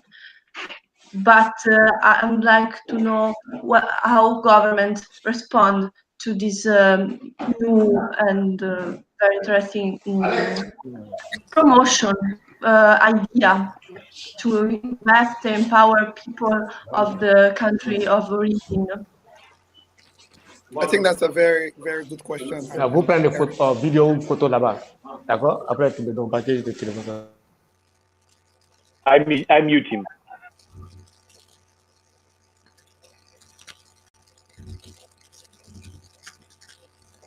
Okay, something happened and I got kicked out. So can everybody hear me? Yeah. Yeah, I was saying, I think that's a very, very great question, actually, and thank you for actually bringing that up. So here's what I would say, and I will use Canada as an example. So governments, I often say, governments are political bodies. They follow public opinion all the time. If they realize that public opinion is going a certain way, they follow through because they want to win elections. It comes down to winning elections for government. That is why I believe that the only way we can get government on board is to try and mobilize our local community at the community level. Because once more and more people start to tell government, you know what, this is something we should look at, government starts to pay more attention. I'll give you an example in Canada. In Canada, we got something we call private sponsorship sponsorship. I want to There's a bit of a feedback from someone. All right. The Canadian government in Canada, we've pushed the Canadian government now. They will partner with private organizations and churches and will be able to allow them to sponsor refugees directly from overseas. And those organizations have to sign a contract with the government that they will be responsible for these people for one whole year when they get here. So financial, living conditions, and all that kind of stuff. And it has been one of the most successful implementation of projects, because we are finding that all of the refugees who are coming on this private sponsorship are becoming very independent quickly, because when they get here, they're getting support not just from the churches, but immediately they have friends, they have networks, they have people who are helping them go places, know who to talk to, helping them with jobs, helping them with training. So this is something that is costing the government $0. The government does not pay anything. These organizations have a partnership agreement, a legal partnership agreement. They signed with the government that, for example, they will set aside $60,000 for one family that they are bringing for one whole year. And this year, they would, and I was involved in some of it. What we've done, a group of people have come together. I was involved in a project where 15 of us came together. We all contributed money, and we were able to sign one of the partnership agreement with the government, because the 15 of us was able to raise enough money to bring over one family from Sudan, where we had enough money to support them for 1 year. So a lot of individuals, private people with money, have been doing it on their own, because some people individually are rich, are economically wealthy enough that they can just sign an agreement by themselves. This has become so popular. I was just in Geneva at the UN to present and talk about the impact that we are seeing. So the Canada refugee system it's not perfect, but it's becoming more and more successful, where more and more people coming as refugees are becoming so independent. Our former Minister of Immigration came to Canada as a refugee from Somalia. This is how high refugees are rising in the ranks because of this private sponsorship. I'm giving that as an example that the real sustainable change, let's be honest, will have to come from the grassroots. And it's not easy, because sometimes people resent it. Even governments themselves sometimes push back on it. But the only way we can solve it is to keep working at it, because government wants to be seen as part of the solution. So the moment we start to win, then the government starts to say, maybe we should talk to these people more and see exactly what they're actually doing. Exactly, I have the same experience. And that is where I think citizens of these countries need to help us lead, because the government pays more attention when more influential people are getting on board, even if the government didn't want to get on board. When they realize that, oh, this community leader from Canada has now joined this group, or this religious leader has now joined this group, all of a sudden the ministers start to invite you for meetings. They want to hear more about what you're doing. Your local members of parliament, politicians start to invite you. So I keep saying governments change. And when governments change, the politics change. Depending on which government you have in power, the politics change. That's why I really do not rely on government intervention as sustainable. They're not. The only sustainable interventions we can really have would be from grassroots communities and organizations who will not change when the government change. They will always be here, regardless of which government comes to power and which government leaves. These organizations in our community are still here doing the work that they should be doing. It's really our experience here in Portugal is the same, Leo. It's amazing how in Canada, in Portugal, we are struggling the same. I don't say problems, because we need to break barriers. We need to make to take the first step to show to the society, to government, that they can join us. We are here to work. We are here to provide solutions to our communities. So one more time, we really need to talk more. Alexander also was Alexandre in Portuguese, so it's Alexander. But he's the ambassador of the foreign refugees, so he's in that position as our the link between we and civil society. So his work has been very interesting recently since we founded the forum. And we are having a lot of interesting discussions with decision makers and government, as he just highlighted. But Before you go, yeah. I forgot something just to actually interject. Even with Yeah. my organization, when I started my organization 13 years ago, everybody laughed at me. Like, Yeah, no sure. one will give you money. Where will you get the funding? It was a one-man organization. Today, we have 15 full-time staff. Our budget is over $1 million. Like, and this is something that, and some of that funding comes from the government directly. The same government that said they would not fund is the same government now that is funding because it is winning and they want to be part of the winning side. The government loves to be on the winning side all the time. Sure, thank you. Alguém tem mais coisas para partilhar? Oh, Charles, are you back online? Yes, I'm here. Sorry, my network has been quite interesting. So can you just, we were talking about, how can I put it? Creating a kind of atmosphere where you will implement a work and decision makers and government will be interesting, because mostly there's a study that came out recently that talked about the work that refugee organizations are doing in refugee camps and in host societies, that even from the United Nations level until local government, nobody recognizes this kind of work that we are doing. So that cannot also make us to be relented, to forget about what our objectives are. We keep on going, but each time they see us in a very positive position, they will want to be part of our photo, as we say in Iberia. They always want to be in our photo, right? So yeah. How do we polish our work more? How do we, what kind of innovative methodology can we invest in ourselves, in our community, and then give visibility to our work and have more support from local bodies? Well, there are different approaches to this. The first question I think we should ask ourselves is, why are these people leaving their countries? Are they leaving their countries because of civil war? Are they leaving their countries because of economic reasons? If we identify the reason why they're leaving, then perhaps we could be able to find the appropriate mechanism to address them. So if a person is leaving their country because of economic reasons, for instance, and those people have a certain set of skill sets and they get here to Europe, then I think the challenge now is, how do we help to assimilate these people into society? Oftentimes, there have been the issue of, oh, these are too many Muslims, or these people will not pick up our European lifestyle and stuff like that. That's because of the lack of assimilation and integration programs.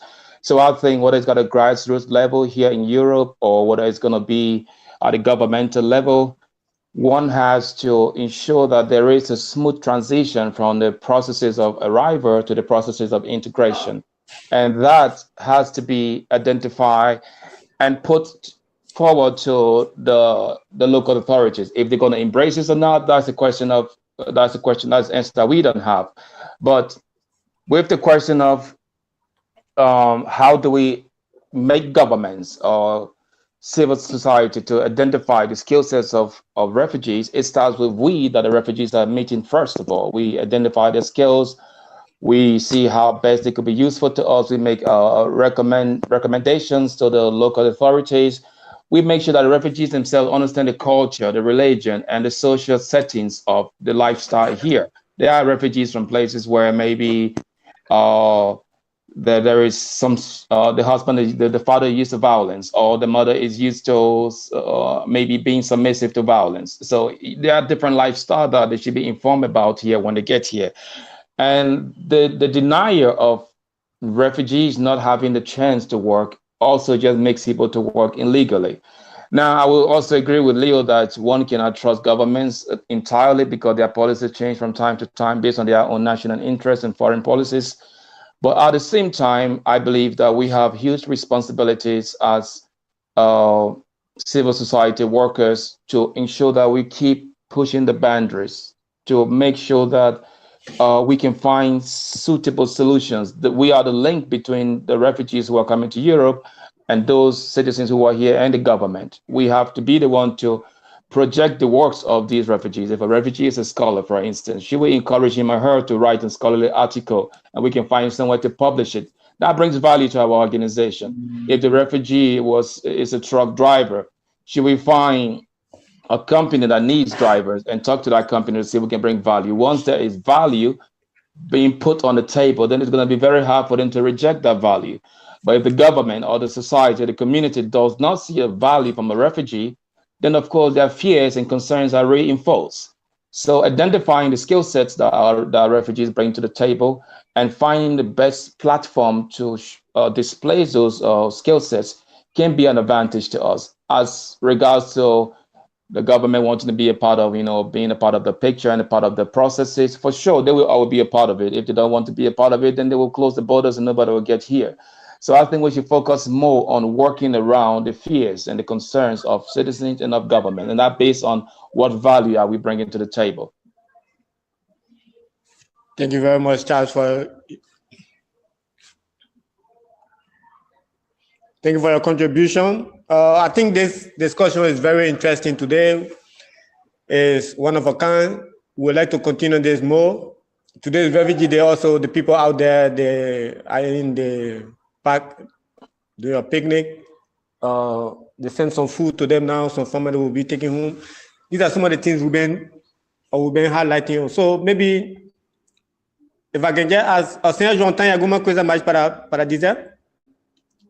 If somebody have more to say? Sim, a questão de atividades práticas, isto, na minha perspectiva... Podemos falar em português? Em inglês, faz favor. Ok, yeah. sorry, yeah. That's okay. It's also a foreign language for me, but I will try. Of course, if an academic is a refugee, is an academic, we have to evaluate this and give the opportunity. But with people who are not able to bring their diploma, and so I see that here in Portugal, it's quite difficult that they get the university studies, but they want to work, and the practical work is very important. And how is your experience in Canada and in other countries about how can I explain to value the daily work, the practical work as a laborer and so, because not everyone can go to university, especially if they have some age. It would be great, but they have to get the money, Yes, that is in fact. Let me just make his question a little bit interesting. So we have two sides here. We have Charles that is mostly working on the refugee camps in Africa, and we have Leo that is mostly empowering in the Western world. So let's get the perspective from the two sides. How do you value the work of the refugees on the refugee camp? That is very much deplorable in Africa. And how do you value the work of the refugees in the Western world, like in Canada, where there's a lot of opportunities and there's chance to do something for yourself? Charles, you want to go ahead first? Because I've spoken a lot and you were not here. So go ahead, Charles. I'll come after you. Yes, the father raised a very good point. Not everybody have a university degree, and then even if you have opportunity to be here in Europe, you still have the challenge of having money to pay school fees. Now, especially in a place like Romania, for instance, you have to. It's just, I think Portugal is like a million miles ahead of Romania, because you have to cross the barrier as a refugee. I mean, as an international student, it's challenging. And then as a refugee, I can only imagine how difficult it is. But that being said, in society, there are certain societies, and I wouldn't point to any particular society right now, but I think society should recognize the skill sets of ordinary people. And that's one of the things we do in a place like Mali, in our refugee camp. There are women who were farmers before, who knew nothing else apart from farming. And now they have come to Bamako, where they're seeing lots of cars, lots of people, it's just a lot of things for them to deal with. And they don't even know where to start from. They don't even speak the language to start with. And one of the things we're doing is teaching them various skill sets, like how to make soup, how to do welding so the men can be able to provide food for their families. Because these things, it's not only do family run away from the war, but family also risk being torn apart, because these are societies where the husband was providing for the family.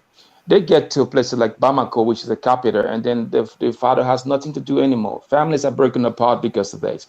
So we try to teach husbands and fathers certain kind of skills, carpentry, welding, sewing, and tailoring, these kind of skills that will empower them to be able to work. But then we do have some major challenges. I remember we're talking to in January, early January this year, we were talking to the Fulani tribe, and we said, look, what are the skill sets you want to do? They said, we don't want to learn anything. We just want to be farmers. If you can buy us sheep and goats and cows, then it's okay with us. Otherwise, we don't want to learn anything. And then the question of Europe came up. Do you want to go to Europe? And somebody said yes. Someone asked that question just from the background, and the whole team said yes. And then I turned to them and said, well, if you have a cow or a goat, a sheep, you wait for that for 9 months for it to grow. And then maybe in the process, the animal dies. How then do you continue your life? And even if you want to get to Europe and you successfully get to Europe, how do you think you're going to raise your life there? Because farming in Europe is different. It's completely different from how we farm here in Africa. So the understanding of Europe from the African point of view really still has a lot of work to do. And the understanding of Europeans from the European point of view, understanding the refugee situation in Africa still has a lot of work to do as well. We have to identify what is it that these people understand, that these people think about their own lives, because the Fulanis, who are just farmers, who just depend only on animals, and they will do nothing else except raising up animals, is very, very tricky to work with them. It's extremely tricky. Now, one of the things I was referring to them is what just happened recently. One of our camp caught fires, and all the animals either died or ran away from the camp, and they are starting from 100% from the scratch again. So the mentality is one thing we have to work on the ground, but at the same time, empowerment with different skill sets. But empowerment should also come with suitability. Is this something that the people want to do? If they don't want to do it, they will never do it. And if you put money into it, I'm sorry, but that money is going to be wasted. I've just given an example with the Fulani tribe. They are uncompromisingly focused on animal farming. Apart from that, they don't want to do something else. And then you have maybe the Dogon tribe who are into agriculture and other things. These kind of people will be open to planting crops and rice and maize and stuff like that. So we should identify their needs. And then when we identify them, we can help them to accomplish and succeed in what they want to do. But we should also supervise them. The supervisory role should be from us, but the leadership role should really be from them, because when they feel like they have a sense of responsibility to their own survival, then they take it very seriously. But I've observed that if they feel like they have a reserve, meaning if they feel like whenever they go low on money or food, we come and give it to them, then they relax and they don't do anything. So our approach is always getting them involved to work along with us and to take that leadership role. Thank you. Very interesting. I would chime in very quickly and just say, in Canada. Yeah, someone wants to say something. Oh, someone wants to say something. Let me wait for them. Sorry. No, dear, you are on. I was just taking chance. Yeah. Okay. So I'll say that in Canada, there has been a lot of progress made, even though we still have challenges. For example, Canada has done quite well with its refugee program. So when you arrive in Canada by Canadian law and you declare refugee status or as a refugee, while your case is waiting to be tried in the Canadian courts and, to determine if you qualify or not, you immediately get a work permit. Oh, that's beautiful. You are issued a work permit on your, it takes about 2 Oh, that's weeks beautiful. when That's you get here. beautiful. So That's beautiful. again, you don't even have a status yet because the government has not decided yet if you qualify or not. But that does not deny you the opportunity for making a living because you are here now. So if you're That's denied the beautiful. opportunity for making a living, then that means you're going to become a liability on the government. And in addition to the work permit that you get while you're waiting for your work permit, you get around $720 monthly from the government, a direct payment from the government, because you got to pay rent, right? You got to figure out what you're going to do. So this is like a social safety net. And by the time you get your work permit, when you start to work based on your income, then it starts to cut down this money until it gets to zero, because now you are earning money by yourself. So I would say Canada has done extremely well on that front, even though a lot of refugees struggle because sometimes they don't have the network to know where to go look for jobs and stuff. But what I always tell people is sometimes we shouldn't always just criticize, right? It's good to look for ways to make the system better, but it's also, let's be fair. And when governments do well, let's point it out that is a very good thing. So I work with a lot of refugees who've come here, and in 4 weeks or 5 weeks, they're working. They actually have a job. They can go, and like you said, most of those jobs would be physical and hard labor job, because that's the one you get quickly. That's the one you need like 1 week of orientation and you get to work right away. You can make money. Most of them would be on farms in like agricultural settings and that kind of stuff. But again, it gives that sense of dignity that people can go to work, earn money, pay their own bills. And in Canada, the minimum wage is about 15 Canadian dollars. 15 Canadian dollars is the minimum wage an hour. So 15 Canadian dollars would be about 13 US dollars or so. The rate goes up and down. But about 13 US dollars is the minimum, 13, 12 US dollars is the minimum wage. So you are not allowed, no employer in Canada is allowed to pay anyone below that rate. The minimum you can pay someone per hour is that rate. So Canada has done quite well. Canada has been very progressive, let me be honest, when it comes to that. We still have issues, and most of the issues have been around what we call migrant workers. So those are the people who come from their countries purposely to come and find work. They are not refugees. They come. That has been very problematic for the Canadian government. But when it comes to the refugee, the area of refugees, Canada has been very progressive, despite the challenges that the country has had. That has been one thing. The next thing that has happened, a lot of organizations like mine have come out that receive funding. So what we do then, once people get here and get their work permit, we start to work with them to help them identify opportunities. The colleges here start to work with them to provide, like the college in our city provides a lot of free professional training courses, everything from graphic designs, everything like, so while these people are working, they qualify to take free courses that they can get a college certificate in to really be able to add some value to their skills as they are already working. As refugee, we call them refugee claimants. They don't have their status yet because the courts need to decide whether they qualify to meet the definition of refugee or not. And that process takes sometimes up to 2 years. So it's not as painful while they're waiting because at least they're working, they're making an income, and they can find a way. They also get health coverage as well. So they get their work permit, they get a health certificate that allows them to go to any hospital when they get sick, and they will be treated without having to pay out of pocket because we have a universal healthcare system in Canada. So I think there's a lot of lessons that other countries can learn from Canada when it comes to that area specifically. I myself, I worked for the first 2 years of my life here in what we call the greenhouse. So that's like a factory. I worked in a factory for the first 2 years of my life. That's how I was able to get myself a foundation to start moving on.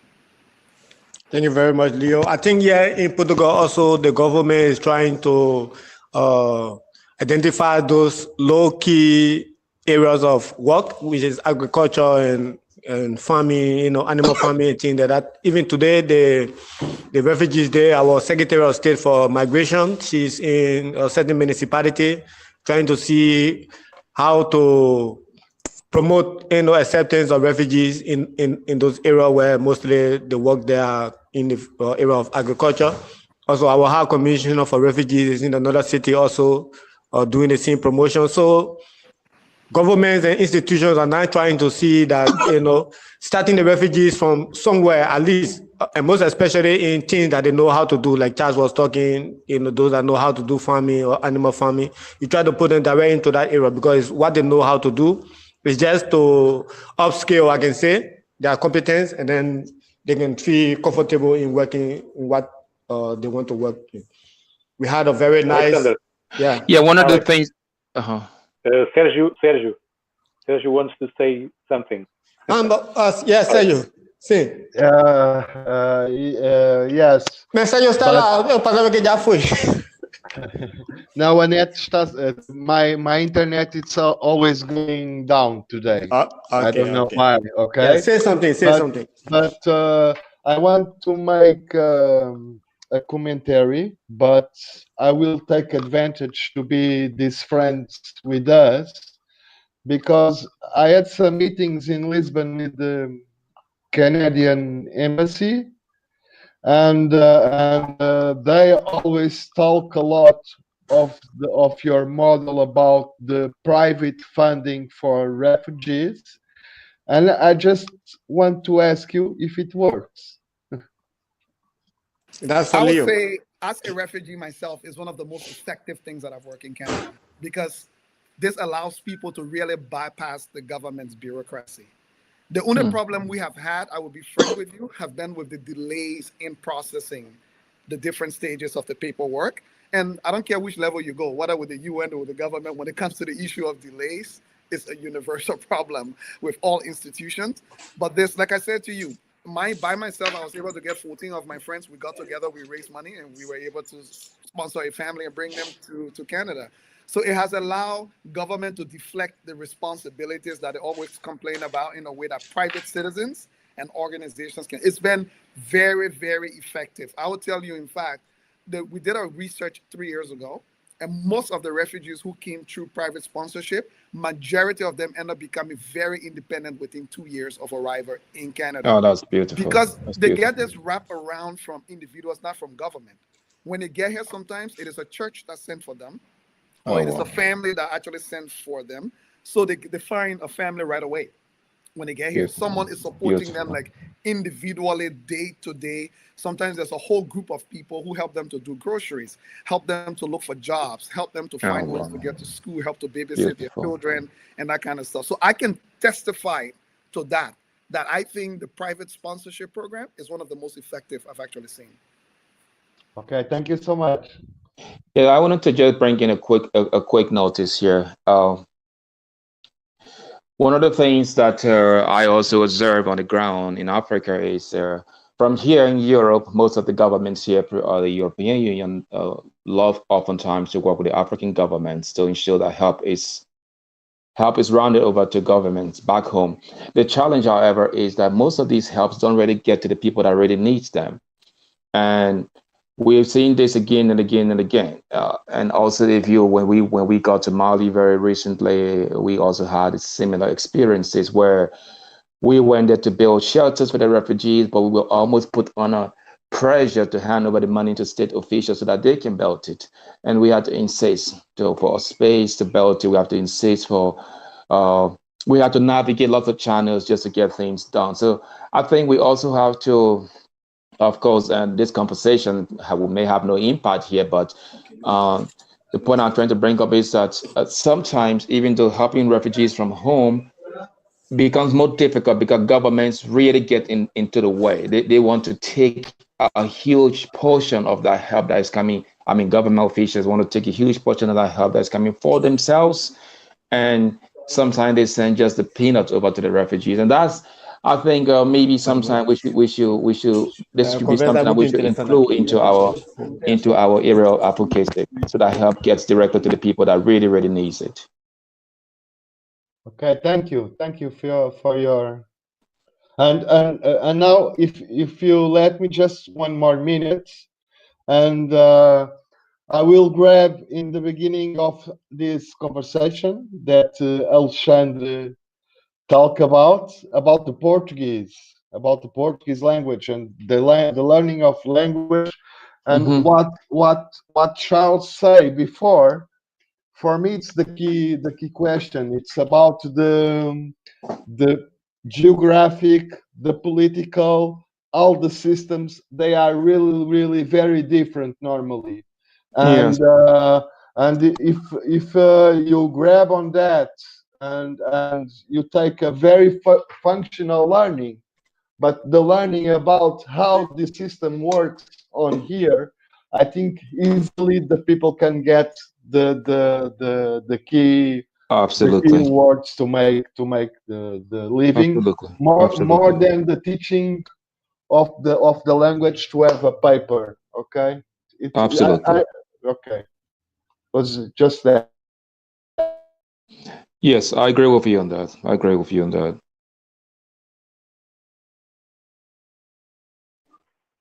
Mr. Alex and Mr. Adam. Okay, yes, I'm on. I'm back on. Yes, in my background, we have Adam Labal, which will feature some of his songs today, but we are not too used to this new application we are using. So, but you can check online. We are using his YouTube to transmit via YouTube. You can get some of his songs. We have also Mr. Mubarak, who is our deputy coordinator. Just show your face. He's from Somali. So, just to make Charles and Leo know that our work here is mostly based on refugee participation, and we are involved ourselves. We just need more good practices from other people around the world, and I think you two have done a very fantastic job being of our life today. And we'll share some pictures. We'll share some pictures in the video with you. Our technician Adam is saying that. Okay. So, but our work mostly need to be based on empowering the people themselves to do something for themselves. If I can just put in a simple term, because as we just understand, the government bureaucracies and policies mostly create some barriers along the way that complicate the integration process. It's not easy. Like in Portugal, for example, you have people having to take time to get a document, and then you need a legal document to start to work. In Canada, is different, and in other countries also. So these are some of the things that we will take from you. We will get in more contact with you. We would like for you to come to Portugal one day on a live conference, or hopefully in the future. I think Alexander is very interested in that because he works mostly on empowerment and capacitating. So we would like to keep in touch with you guys. We would like to create projects with opportunities that we can work in hand, and then try to do something, because it's not about saving life anymore, as I understand through this podcast, or maybe through this live conversation. It's not about saving life. It's about rebuilding these lives that have been lost. You see people that are on the camp in Mali and other countries talking about they want to do what they were doing before, how to create opportunities for these people. You have people in Canada that want to work in their profession, and the Empowerment Square and Hamilton Immigration Service is doing very good. There are farmers taking in these people and helping these people to get back on their feet. So I think that is the new norm. That is the new approach that we should all have, to see how we take the burden from the government and put it into the hands of the people themselves. And then when government see the good practices, the changes, they will be motivated also to make good policies, to make good legislation that will facilitate the integration of these people. So I want to thank you guys very much. It's not finished. We don't have more time. It's 5 o'clock now. We promised the people it's going to be from 2:30 to 5 o'clock. But let's continue on the contact. We'll keep talking. I just want to see now if anybody on the panel have any last word to say. It's Refugee Day today. We have not even complimented the people. We are not even say hi to the refugees around the world. You know, we are still talking about how to help them, but we are not spoken to them. So anybody have anything last word to say? Just go on. It's open. This is Leo. I mean, I struggle to say to people Refugee Day or so, because for me, I don't find anything really, to be honest with you. There's not much for me to celebrate about World Refugee Day, because there's still 70 million people that call home for them is nowhere. And more than half of this population are under the ages of 18. So it's a very bittersweet moment for me every time we talk about World Refugee Day.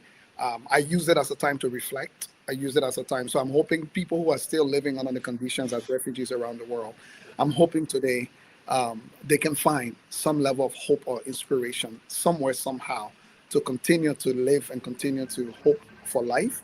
But from outside, I think it should be a time of reflection for us, some more reflection from us, to walk ourselves back into that pathway, especially those of us who are former refugees. And for those who've never been refugees, it's also an opportunity to reflect on our actions, on our engagements, on our involvements.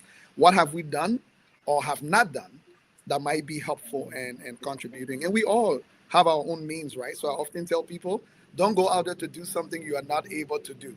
Try to do what you can within your own means, because we all have different abilities, different influences, different things that we can actually do. But lastly, I would like to just let everybody know that even in these countries, when it comes to change, I often tell people the international order has always been about bilateral engagement, right? Portugal engages the Liberian government and try to bring about change, or through international aid. It hasn't worked.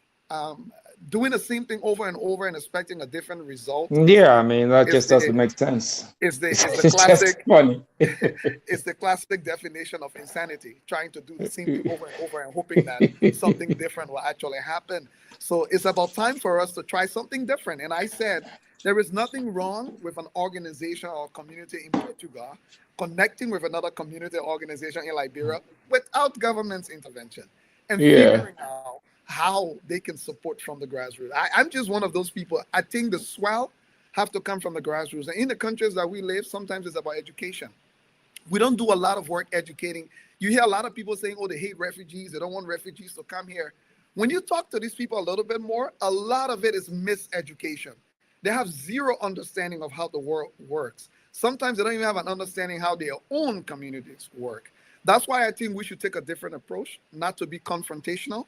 It's very easy to get confrontational. And once you get confrontational, everybody defends their position. Nobody's willing to listen to anybody. I think we need to take a little bit of a different approach to say, okay, you know what? I hear you. And sometimes we need to understand people's pains.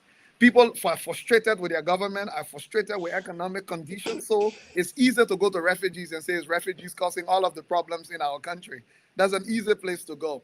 And we need to understand that we don't have to get confrontational in return.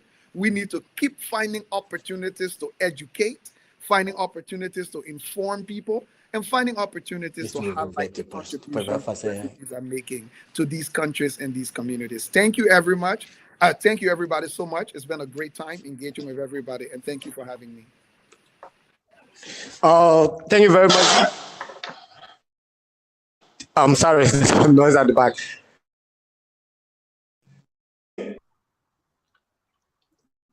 Are you getting me? Yes. Yeah, I can hear you. Hello? Yeah, I can hear you. Yes, thank you very much, Leo. I just wanted you to permit us, if you can pin on our message board your contact for your organization or your website, let's say, and if you permit us, we can share. And let it be the beginning of the contact between you and us. We really like to work together in the future. Yeah, already. That's for Leo. The contacts, yeah. Thank you, Leo. Thank you, okay. Thank you all. Thank you very much. Yeah. So, anybody else? Last word, Charles, Mr. João, Erica, Sergio. Anybody online that want to give a last word? Senor Alexander. Tem uma última palavra. That this was a wonderful time. We heard a lot of different experiences around the world. It's going to be very useful in the future. This share of different experiences. We're going to keep in touch, and congratulations us all for this work. I'm aligned with the words of Leo when you say this is the International Refugee Day. Let's use this day to replicate for all the other days. Let's make all the days a refugee. Let's work. Let's continue our work. Let's continue inspiring people because we need to make things work. And I think that it's quite simple. If we start this from the scratch with the normal difficulties that we're going to encounter along this course, but it's by example, and we are all here for all of our communities. So let's use this day for the next days too. Muito obrigado, Senhor Alexandre. Thank you, Mr. Alexander. Charles, you want to give us your last word? Oh, yeah. Are you there? Yeah, I'm here. Can you hear me? Yeah, sure.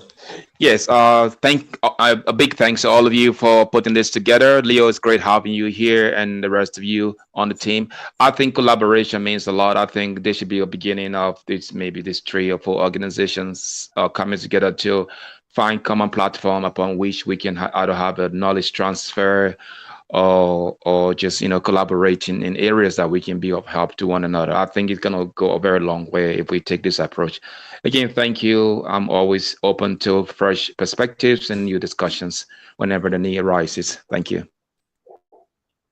Can you please leave us your contact also, your website, so we can visit? Yes, I did that already on the discussion board, on the chat. Okay. Yeah. So we are very much pleased to having you today, and that's the beginning of our future journey. Everything starts small. Yeah. So there's a little discussion today during Refugee Day, but we hope that in the future we can have more discussions in private and in open with the two of you more specifically, because as Alexander said, your examples are things to be copied, are things to be replicated here in Portugal and other parts of the world. So we would like to be in touch with you. Thank you. Thank you. Erika, Senhor João, você tem uma palavra para dizer para fechar? See, thank you very much. It was really very important, very inspiring, and I hope that we here in Portugal can join together and do the practical steps in this. Yes, in the capacity building and employment, yes, to give them opportunities to the people who came, refugees and asylum seekers. And thank you very much for the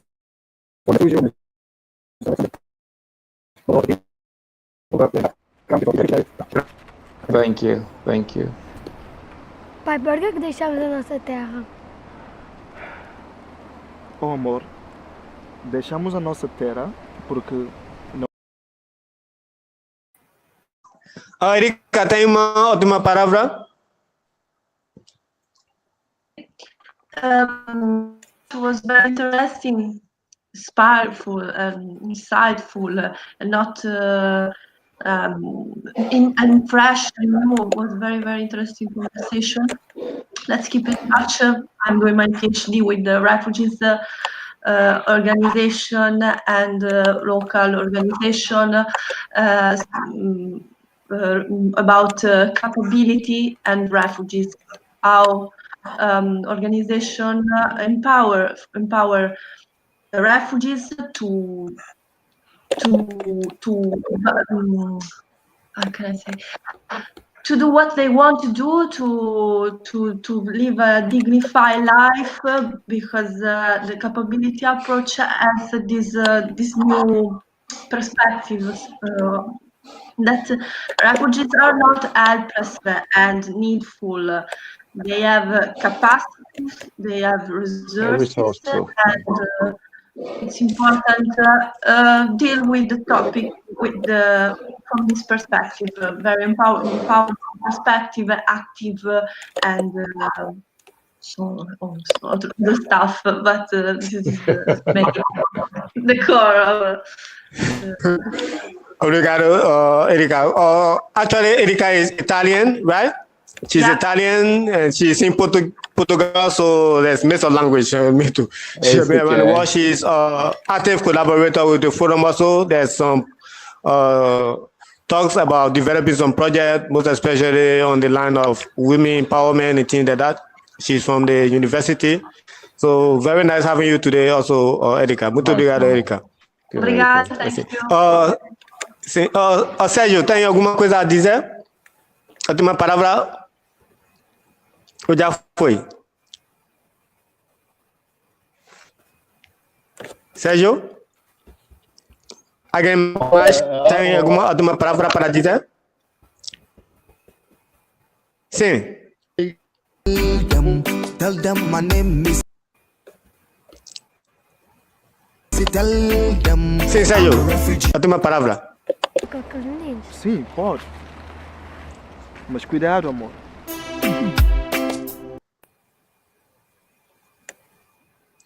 Última palavra para Sérgio. Keep up the good work. Thank you too for participating. We have our deputy coordinator of forum that would like to give few words. He has been busy out there in the where they are having the picnic, but he's been following the discussions and he would like to say something. Mr. Mubarak, you have something to say? Just you already, hi for everyone. Just you already say what we have to say. Just to say it's a happy good day for everybody. The sound. It's huge. Wait, son. Oh, okay. Okay, yeah, we are hearing you now. I said all you said already. and I'm very happy and glad to see you all. You're doing great work today, and also where other party was doing the same as well. And I hope we will continue like this debate for, it's not just today, like 20th of June or something, the day of refugees. And I hope the future to discuss our issues, the future and other things. And I hope enjoying this day, and we will see the next. Thank you for all. I want to say a special thanks also to Baba. He's very technician today. And Alex, you're muted.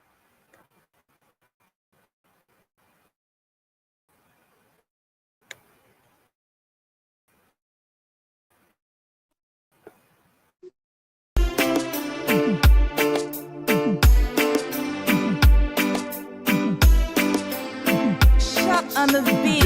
Please tell them where I come from, tell them what I can do, tell them my name is, tell them I'm a refugee, tell.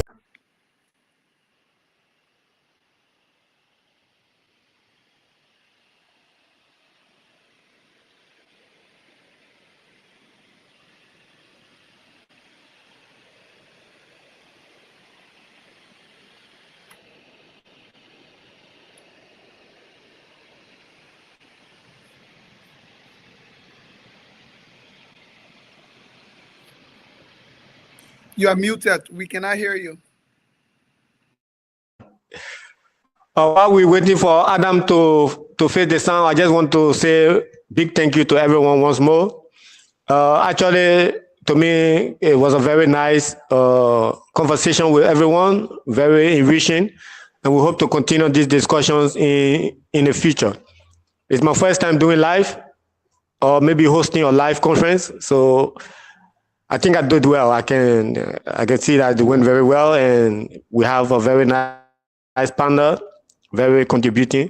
We hope to continue these discussions, as we already agree that we will start to brainstorm together and see what best we can do for ourselves and for the other people around us. Not only ourselves and other people around us also, but to contribute to our whole societies. So thank you very much again. Happy Refugee Day to everyone, and let's continue the talk. I don't want to play some music, but it's not. Share your screen. Share your screen. Yeah. So basically, we are through.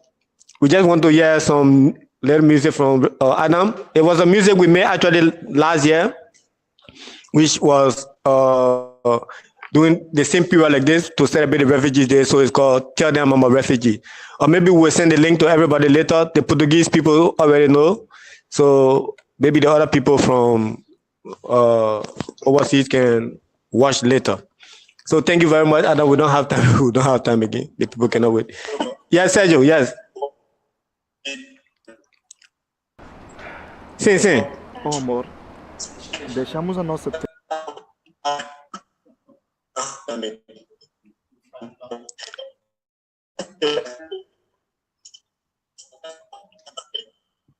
O som não está bom, Sérgio.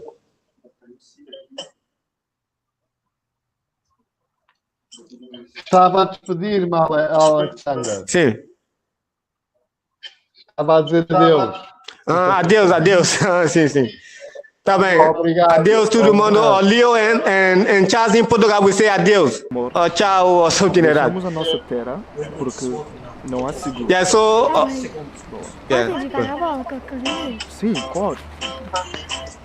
So there's Adam Laba with refugee.